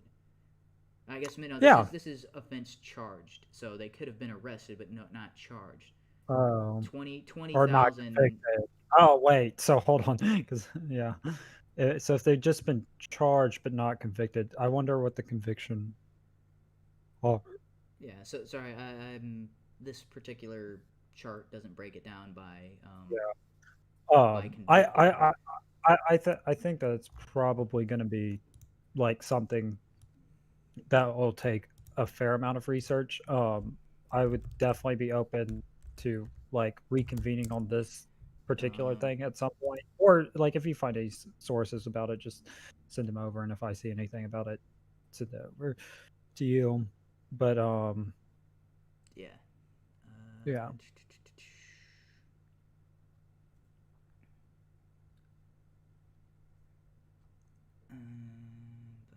That's breaking it down by race. Okay. Homicide. This 2018. Okay. Males 4,600, females just about 2,000. So if your assumption is correct, then we have over 2,000 females not being convicted of homicide in 2018. Well, yeah. I mean, once again, there's other factors, so I don't necessarily think that it's exactly one to one. But like, yeah, I could see that there are potentially somewhere between the range of like 500 to 1,000, like a much closer example than that disparity. Yeah, Um, I don't buy that. okay, no, that's Yeah, fine. even with other factors considered, I don't think that explains It's 2,000 it's a it, 2,000 difference in well, murders. yeah. Well, I don't. Well, once again, I don't think that they necessarily commit the exact same amount. Um, Yeah, so if they don't commit the same amount, then it's the but way I we're think that, currently but, doing but it. I think that that has to do with disparities in like their backgrounds and things of that nature, and that those problems can be addressed. Like you, you Yeah, can't address that but there's males. that doesn't. So when cops are looking for a suspect, Hmm. they Yeah, but I mean, if it's closer than that, like if they're closer, like at all, and that wasn't quite as like crazy of a disparity as it originally was. even if it was off by a so so let's say instead of it being off by a factor of 2,000, say it was off by a factor of 500. I could Yeah, that yeah, which I would say is probably accurate between 500 and even 1,000. with that, it's still predominantly male suspects for murder. So when they find a victim of murder, they're going to start by looking at male suspects. Yeah, but I think that that part should come in after evidence has limited everything. Yeah, all Oh, other things being equal, they're more likely to find a male suspect than a female suspect for the murder. Possibly, yeah. I mean, so I guess Or I should. or yes, it's more likely It's that they convict, charge, arrest, and convict a male suspect. Yes, I agree. yeah. So then they should start with the males. It just seems like a logical thing to do. It's Yeah, I think.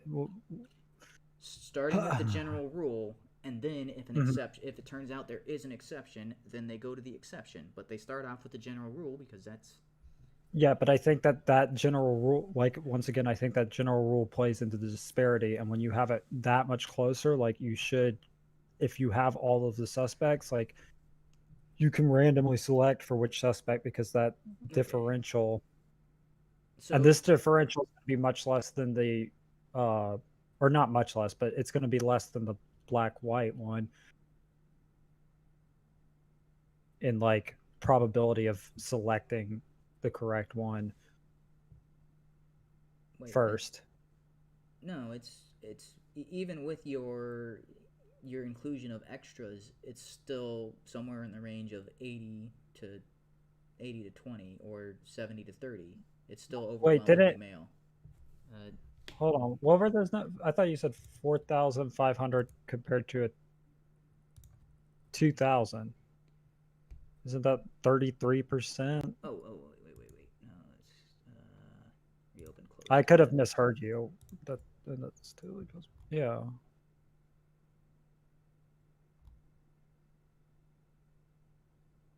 Okay, yeah. Okay, on this particular for this particular year, the other one was more. So the statistics from 2012 was a larger graph. This is 2018 statistics.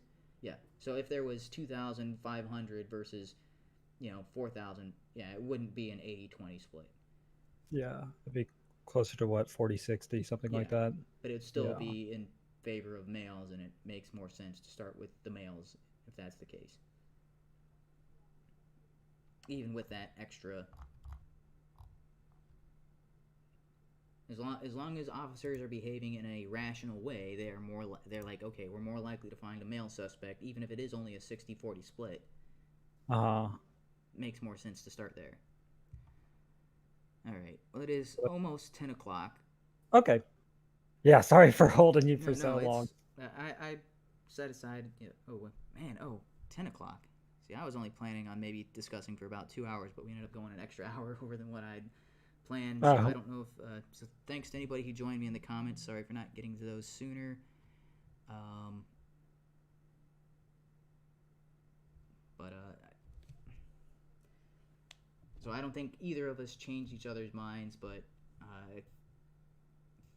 at least it was a cordial conversation. As far as I know, neither of us was like interrupting and yelling at each other. And yeah. No, I think it was a pretty productive conversation because even if you didn't necessarily change my mind on anything, like there's things that I want to look more into and research more. Like you illustrated things that I could learn and improve my knowledge of for sure. And like I had a lot of fun talking to you, dude.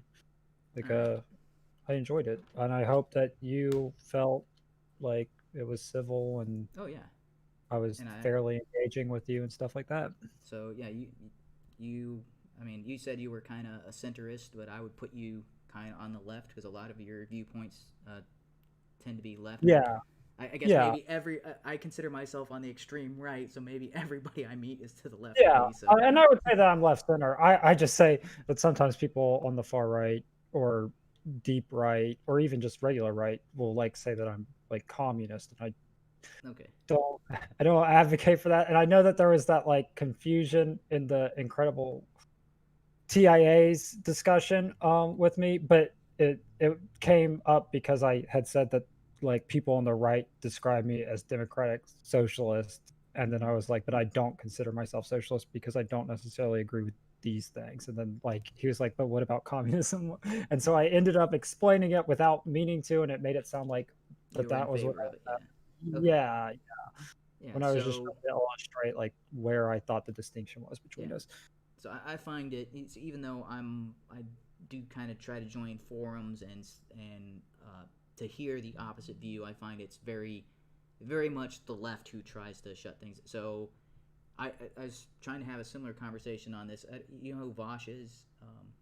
Yeah, I know who Yeah. Vosh is. So he's got a Discord server that is open to anybody. I joined there. I lasted about 45 minutes on that server before they permanently banned me. Oh And shit. so, yeah, as far as so I don't know what I originally did to get. I can't remember now. I did a stream where I talked about it with my brother, but Uh, I was originally put in the naughty chamber, and while in there, one of the guys tried to convince me that all the laws in the U.S. are racist. I And bet. I cannot imagine why they were put in the naughty chamber no, too. they were one of the, like, I don't know, one of the Oh, members trying to get me to change my, change my naughty ways. They were telling me that I have to accept that the laws in the United States are inherently racist because they're created by white men, and even when black people get into Congress, they are participating in the racist white system that is creating laws to predominantly impact black people. yeah. And I laughed at the absurdity of that, and then they kicked me out. And I'm like, well, that was interesting. So that's most of my experience with people on the left is kind of like that, where they don't want to hear a contradictory interpretation. They don't want to hear statistics. They don't want to hear logical arguments. It's agree with us or, you know, GTFO. Oh yeah. No, I definitely try and speak to every, and I mean, like, you see my videos. The first like 4 or 5 people I argued with are people that are on my side, like, ostensibly. Like, I don't care. Like, I am interested in exploring other people's principles and, like, better understanding mine, and I think the only way you can do that is, like, conflict, but conflict, like, in a good, uh, faith manner. Like, if I was debating, like, a leftist that was saying that the Holodomor never happened, that would be just as useless to me as, like, a Nazi telling me skull shape Oh, impacts no. brain density. Like, but No, those might be entertaining, so maybe I should do yeah. more of I that. mean, But those are entertaining to try when you argue with those people, because yeah, you'll hear them argue that whites are superior, and I'm like, and they want to get a nation that's nothing but white people, and I'm like, you do realize white trash exists. The trailer park stereotype, mostly white meth heads that have sex with their sister. Those communities exist. So and not even just that. you'd rather have Yeah. a society where those communities exist just to get rid of black people, and you eliminate people like Thomas Sowell and Benjamin Carson and Larry Elder. You eliminate them from your society and you keep the meth heads. I'm like, what? Yeah, it's funny when they explain that as like, well, we gotta look out for our own, and it's like, dude, Like, I'd rather have a society where it's like, you okay, get admit rid of the meth heads and the crazy criminals who are burning down cities, and keep all of the good, upstanding, decent people regardless of race. yeah, I mean, I wouldn't be in favor of getting rid of anyone in particular, and I know that you're saying it in jest, but, like, Yeah, if you were going to restrict the population, I'd be like, I don't. Race, dividing it by race is a stupid way to do it. yeah, yeah, but I think, like, whatever forces that, like, empower that we have, we should exert to, like, incentivize better Right. behavior and encourage better behavior and better decision making, and I think part of that does come from, like, having honest conversations with people, and Yeah. so, yeah, So thanks for having the discussion with me. I know, or debate, however you want to yeah, describe it, but this has been a pleasant experience for me. Hopefully, it was good. for you, and Yeah. hopefully, we can do this again in the future. Uh, Yeah, I'm streaming for 24 hours on election night, so if you wanna call at any oh, point that day, oh I will man. appreciate it. Because literally anything will help me stay alive. All right, that is, man. I do That's not. I don't know why you would torture yourself like that, but I promised them that I would do all it, right. so I'm doing it. Yeah. So yeah, I don't know if that's a Twitch stream or whatever, but yeah, I will definitely contact you, and if you want to have me on, I'll join you for a bit. I can't. Yeah. can't guarantee I'll join No, for I know, hours, I but know. I think when I asked DarkCon about it, he thought I meant for all 24 hours. But no, like, yeah, dude, just 5 minutes. I mean, yeah. I like that's a long No, time. I'll talk. if I'm gonna join, I'm gonna join for a bit. I can't guarantee the Okay, 3 hours like we did tonight, but yeah, uh, yeah, hang if out I for do, I would say half an hour to an hour, and that would yeah, yeah, help you that'd be ease awesome. some of the time frame, hopefully. Yeah, stay awake or not fall into a delirium, any of those Yeah. things. Depending on when you call me, I might be more irritable, but know that like it's all love, whether or not I disagree with you about things. Okay, and I would hope that in the future we can have another debate, and I would hope to, because I'm more interested, so I'm interested in the philosophy and kind of this is more of a politically charged issue, with race and gender, but Mhm. I'm more interested in the economic side of, because you described yourself as a socialist or social democrat. I'd be Yeah. more interested in addressing that in future discussion Yeah, points. yeah, we could definitely I'd have to look into, some of the anarcho-capitalist things to identify where I think, like, there's benefits versus cons over both system in regards to each other. But Mm-hmm. yeah, yeah, I like if you give me at least like a week's heads up, I could definitely prepare for that, and we could do that in some point in the future. All right. So I think on that note, I'm going to go ahead and end my end of the stream. Don't see any new chats, but thank you very much for the discussion. And Yeah, dude, of course. Thank you. all right. And until next time, I guess. All right, later, dude. All right. So ended the stream, and then I'm going to drop out of Discord here.